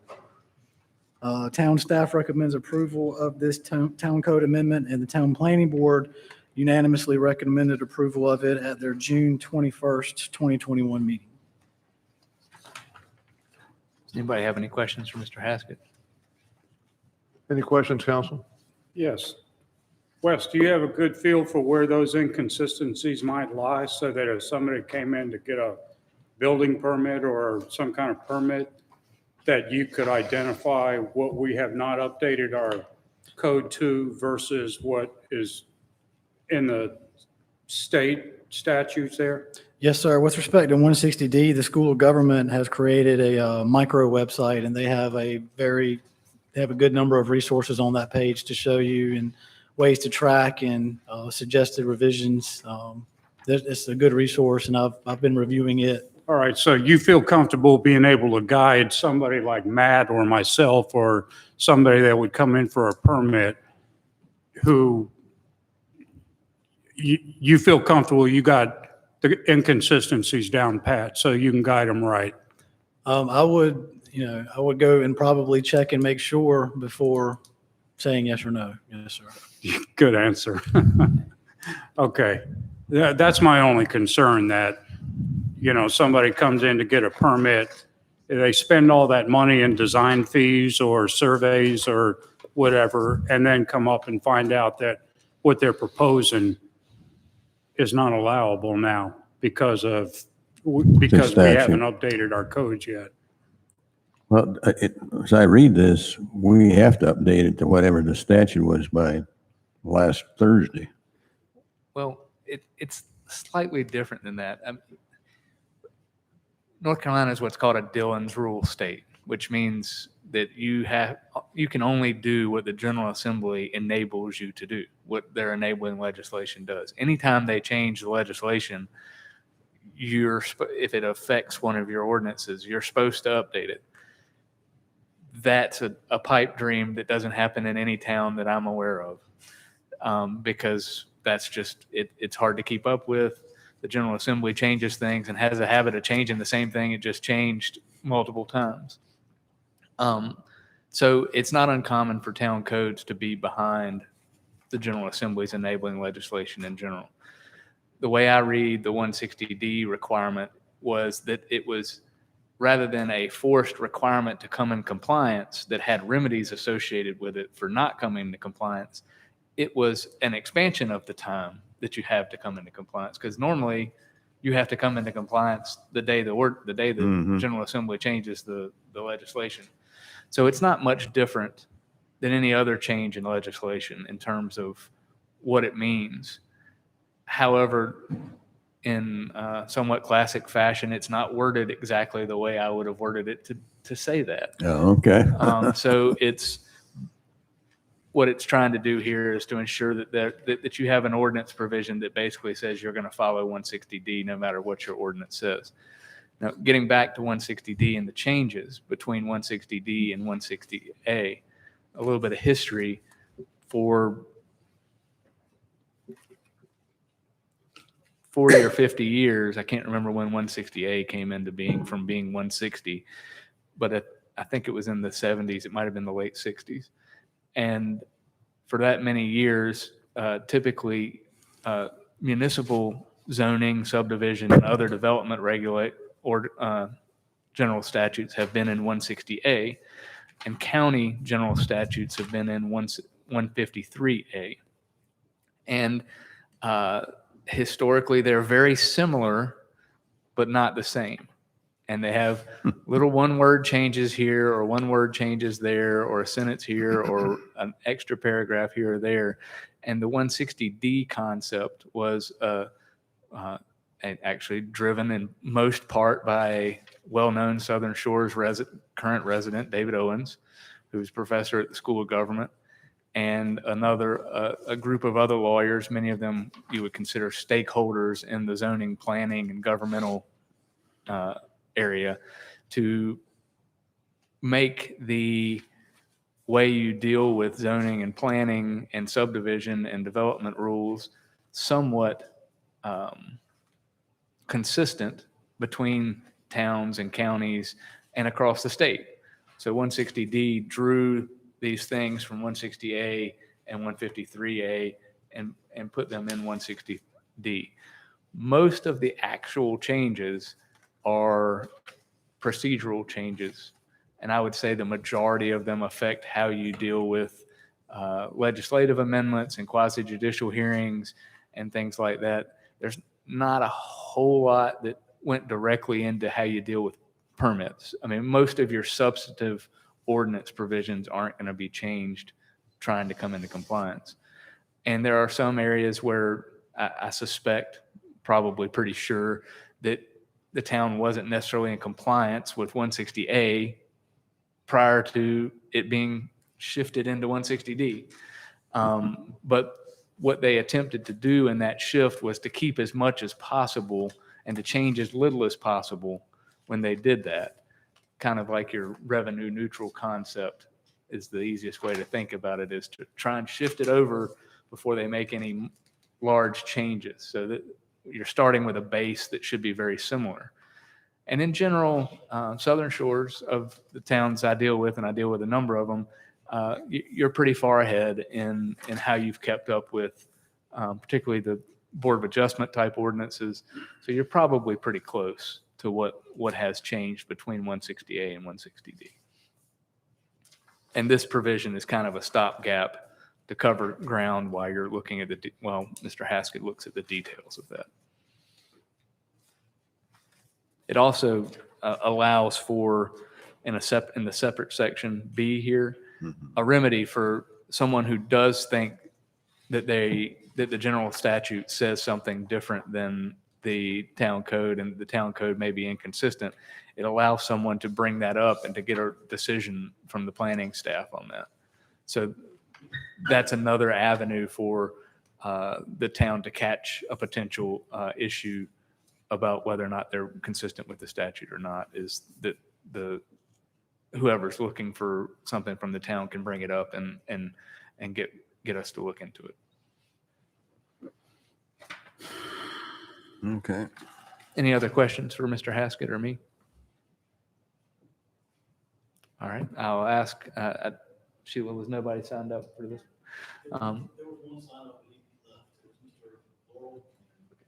So Mr. Laurel has left and he was signed up. Does anybody in the audience, either of you, wish to speak to to this zoning text amendment or town code amendment? Can we keep us here a little longer? Yeah. Seeing no one, Mr. Mayor, I'll give it back to you for deliberation and consideration. Thank you, Ben. Council, what's your pleasure? I'd like to make a motion to pass TCA 21-05. I'll second it. Any further discussion? If not, hearing none, I'll call for the vote. All in favor indicate by saying aye. Aye. Aye. Motion's made and approved to approve TCA 2105. The next order of business is, as I recall, item 12. And I'm going to propose we take no action on this tonight based on my conversations with our town planner.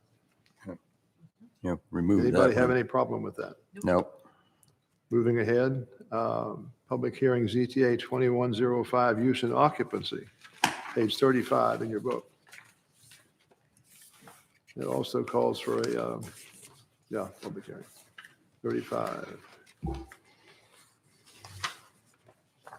Mr. Mayor, if you'd like, I'll go ahead with that one. This is a public hearing for ZTA 21-05 for use and occupancy, and I'll call Mr. Haskett to provide his summary.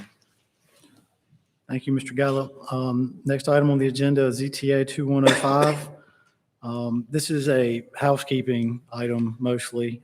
At the April 19, 2021 Planning Board meeting, the board unanimously recommended approval of ZTA 2104, which was prohibited uses with amendments to the town council. At the May 4th council meeting, you all unanimously adopted ZTA 2104, the list of prohibited uses.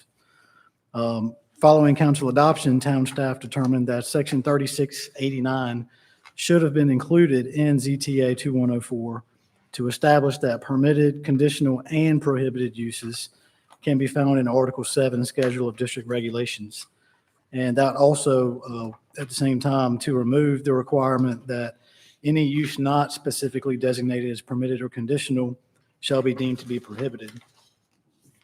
So what you have in your packets is an attempt to do that by adding the word prohibited on page 2 of 3 and B, and striking out that final sentence stating that any use specifically not designated as permitted or conditional shall be deemed to be prohibited. With respect to recommendations, town staff determined that the proposed amendments are consistent with the town's currently adopted land use plan and recommends approval. The town planning board also unanimously recommended approval of this application at their May 17 meeting.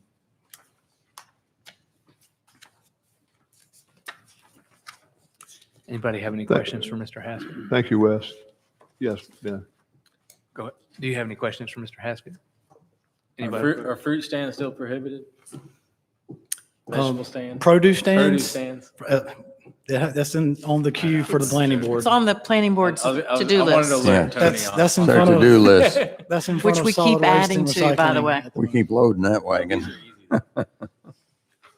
It's on the list, yes, Are sir. you in the vegetable fruit stand business? He is, he wants to build us produce. Well, we've got this new cattle farm going. Does anybody else Really have want any a meat questions? packing stand. Anybody else have questions? No, let's- No. I'll open the public hearing. Was there anybody signed up for this one? Nobody was signed up. Either of the two participants still here wish to speak to this? Seeing no one, Mr. Mayor, I'll close the public hearing. Thank you. Yes, sir. What's your pleasure, council? I'd need a motion to approve ZTA 21-21-05. So moved. Second. Thank you, Leo. Thank you, Matt. Any further discussion? All in favor of approving motion of ZTA 2105 indicate by saying aye. Aye. Motion's made and approved by unanimous vote. Sheila. The next item of business here, if I'm not mistaken, is getting close to the end. Temporary health structures is an interesting one. Page 41 now. Yeah, got it. Page 41, public hearing, ZTA 2106, temporary healthcare structures. Ben? Yes, sir. Now, this is another legislative public hearing for ZTA 21-06 related to temporary healthcare structures. And again, I'll ask Mr. Haskett to provide his summary. Thank you. This is the next item on your agenda, ZTA 2106. This also originated from the town code update. The proposed amendments to section 36-168 temporary uses are a result of state law changes from session law 2014-94, which establishes temporary family healthcare structures as permitted accessory uses in any single-family residential district on lots zoned for single-family detached dwellings. The planning board recommended approval of Part 2 of ZTA 2102, temporary family healthcare structures, with amendments at the April 19, 2021 planning board meeting.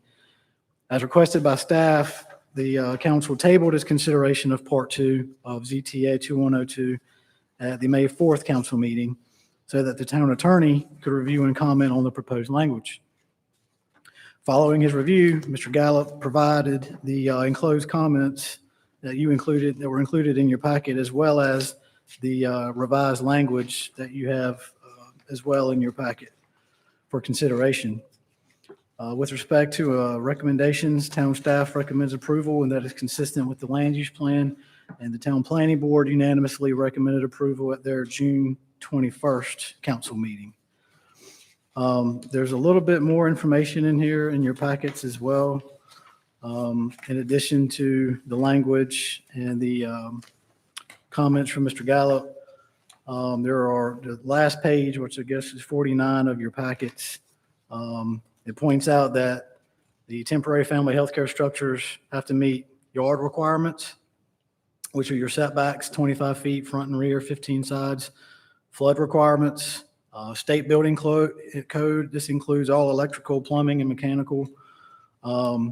They have to be tied down and anchored. Our building inspector suggested that they be anchored down with helical anchors or something similar, and has stated that he would like to see engineered plans from an engineer once they apply for, if someone were to apply for a building permit, to ensure that it's securely anchored. And then the other thing to note is the last bullet is North Carolina General Statute 143, 139.1, which basically states that these structures have to be modular structures that are labeled with a North Carolina Modular Construction Validating Stamp. And there are also some appearance requirements that are tied to that, such as the roof pitch, eve projection, exterior wall, and the siding and roofing material. So there are a number of requirements that are applicable to these structures. Not just what's in the language. The language refers to all those requirements. So I'll be glad to answer any questions y'all may have. Do we have any of them in town now? No, sir. I've never received a request for one. We haven't had any application then. No, sir. Any further questions? This is strictly a code rewrite update then. This came from the town code update. Yes, sir. I believed it was incorporated into statutes in 2014. I've seen a few of these structures in Kitty Hawk, but I have not seen any in Southern Shores. Really? So the temporary nature of this, I'm reviewing page 46, section E. There's a fee involved. Applicant shall provide evidence of compliance on an annual basis. I guess, what's the town's liability about how we go about ensuring that they come to us on an annual basis with evidence of compliance? It's just like any other Just like any other. zoning failure. I guess it's their duty to probably bring that to you, and you could probably send them a notice of violation, maybe have them stop until they brought you the evidence of compliance. Okay. But it really wouldn't be much different than any other zoning violation. Okay, so it would either be complaint driven or Or calendar. or driven. staff would have I mean, to, staff could track it if they wanted Track to. it. and If do there's it not a on large calendar. number, it would be hard to track. Okay. My question is the definition of temporary. Is there a timeline there, or what is temporary? So if someone applies for and receives a permit, it's valid for 1 year, and 1 then they year. can renew Okay. that. And then if someone were to, if a temporary family healthcare structure is installed, it has to be removed within 60 days in which the impaired person is no longer receiving or is no longer in need of the assistance provided by the caregiver. so the most it would go is 1 year. 1 year. But it could be renewed.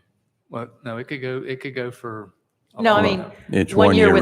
without 1 year. being, having to come back with It's gotta be improved renewed. compliance. Gotta be Yeah, renewed. yeah. That's correct. Because of course I jumped to short-term rentals, somebody wants to monetize it, blah, blah, blah. Okay. Any further questions, council, or discussion? Just one, I just want to make sure, this is Ben's revised language, right? Yes, sir. Okay. I figured it was.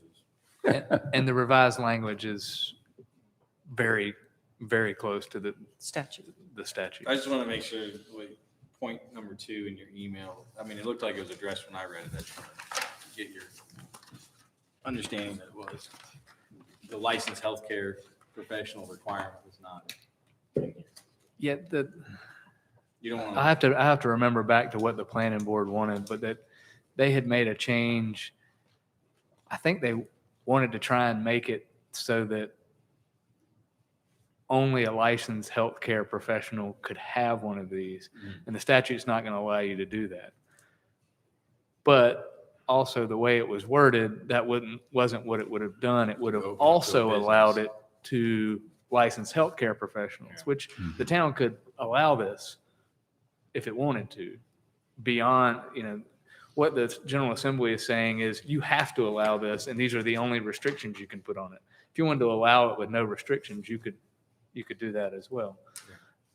So you could have allowed it that way, but to me, I looked at that and said, I doubt that's what they really want, because then what you would have is some doctors putting all these in their backyards and charging people to come and stay there who are impaired. And I think that's my expectation was that the town wouldn't necessarily love to have any of these sort of things because it doesn't like accessory dwellings and things like that in general. But the General Assembly is making you have these to this degree, but this expansion would probably not be what you were expecting. So that's the way I tried to explain it in my email. That's the way I got it, and I'm pretty certain it was reflected in what the text we're looking at. I just want to double check. Yeah. Because that was an expansion beyond the statute. And so I just followed the statute and left it as it was. Cool. Any other questions for Mr. Any Haskett? other questions? I've asked the same question. Nope. All right, I'll open the public hearing.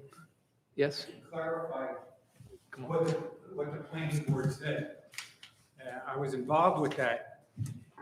The way the statute is written, it says that the impaired individual has to be taken care of by a family member, and it lists the linear family members. Right. And here we're talking about an impaired person, either mentally or physically, that requires this. We added, and it was actually my suggestion, that we also add or a healthcare professional. Reason being, think of your own situations. If you have somebody this ill that you have to put one of these structures up, you are going to have some type of healthcare professional actually monitor the person, not a family member. So I didn't suggest it to say that doctors would open up different things in there, because if you look 2 paragraphs down, it also talks about that the person has to have the legal ability over the person. So it's almost like a conflict in that the way that this thing is written. Whoever wrote it in the state is like, I don't know what they were thinking when they wrote this up. It's so legally full of holes. I'd love to take it. But anyway, it's legally full of holes, this whole thing. But that's what it was. It wasn't that we wrote it so that the doctors could set up healthcare facilities. We wrote it for the compassion of the individual, saying the family is not going to be taking care of this individual. I try to go on realism rather than what the legislature puts down sometimes. I'm not talking about Ben. I'm talking about the state, what they put down sometimes. It sounds nice, but it doesn't fit into reality.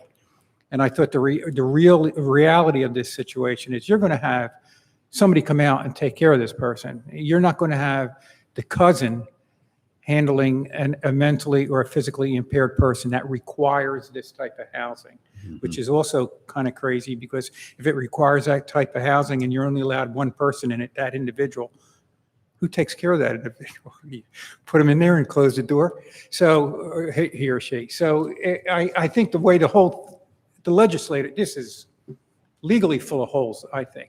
So that's why, so just to clarify it, the healthcare thing was out of the compassion of the sick individual or the ill individual. That's all. And I think that I just wanted to clarify why it was done. Thank you. Anybody else wish to speak? Last chance. Seeing no one, Mr. Mayor, I'll give it back to you for deliberation and consideration. Thank you. Appreciate it. Council, I think, does anybody have any questions about this? Any further comments? Nothing prohibits a night nurse or something coming to service the They couldn't- temporary healthcare. They couldn't live there, Yeah, Right, and but they they, could make medical but it still had- visits. but they could live in the main house. yeah, and the key difference, I think, is that the way this works and the way the state set it up is that it has to be on a property. They call the person the caregiver, Legal. but they might not actually be the caregiver. And they Right. define the caregiver as a person who's 18, provides care for mentally, physically impaired person, but providing care could be providing a doctor to do that care, I assume, and is a first, second degree relative of the person.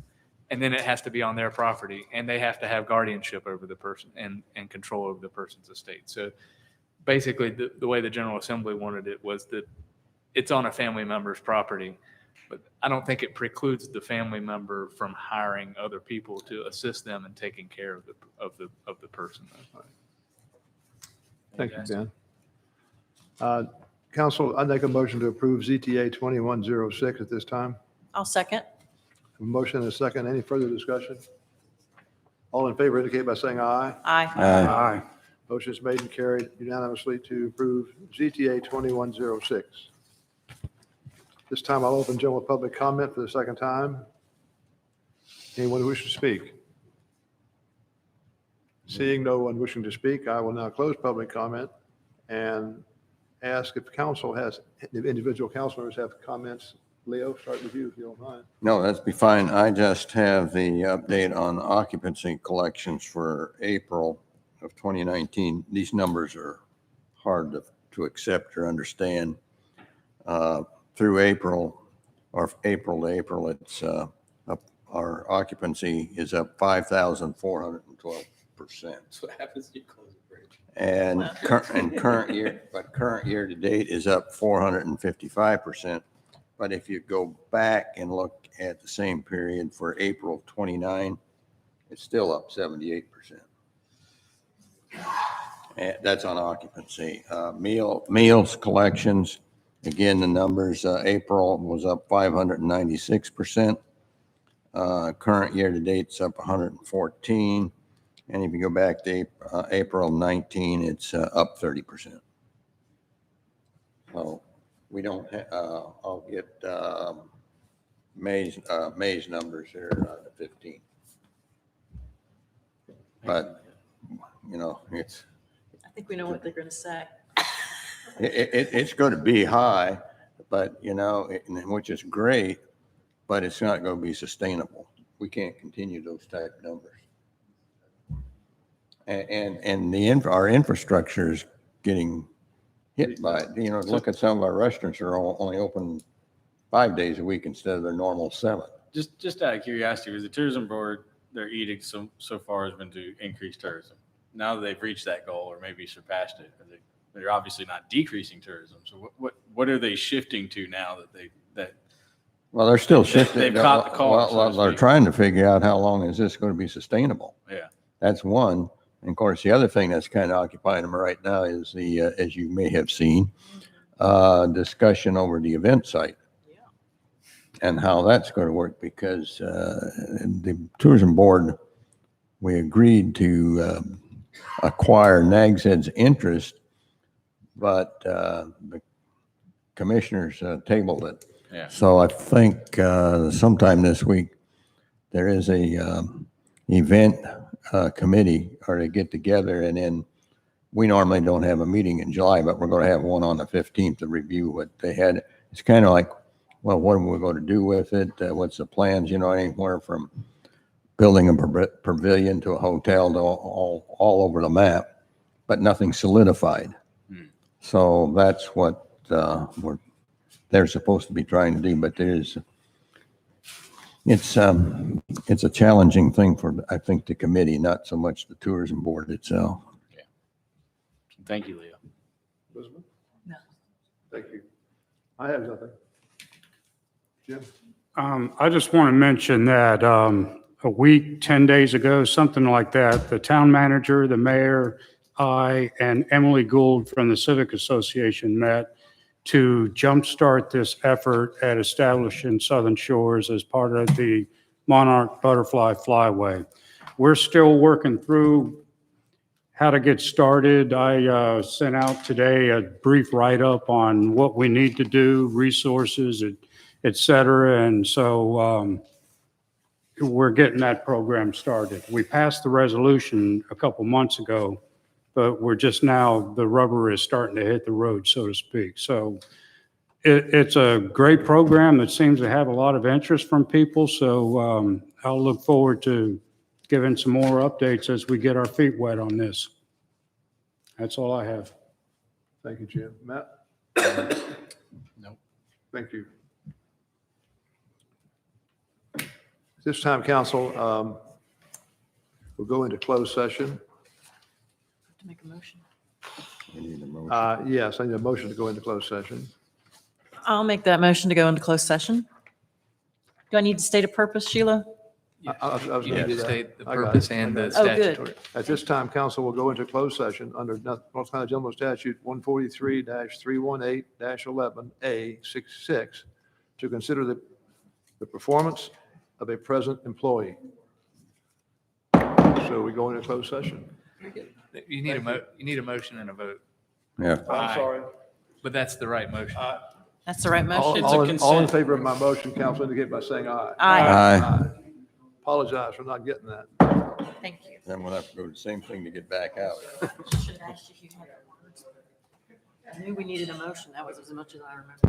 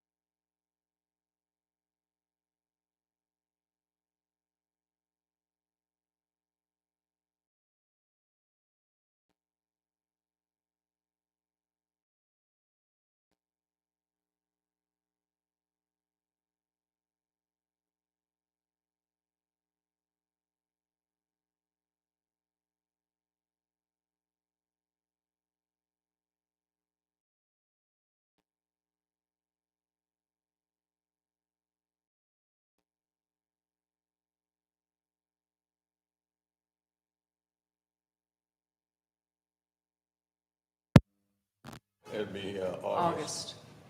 Okay, we're on. We're now back in open meeting. I need a motion to adjourn. So moved. I'll second it.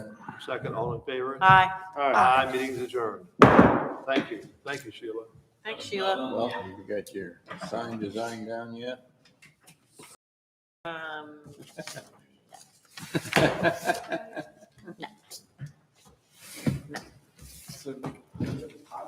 Thanks, guys. You got time.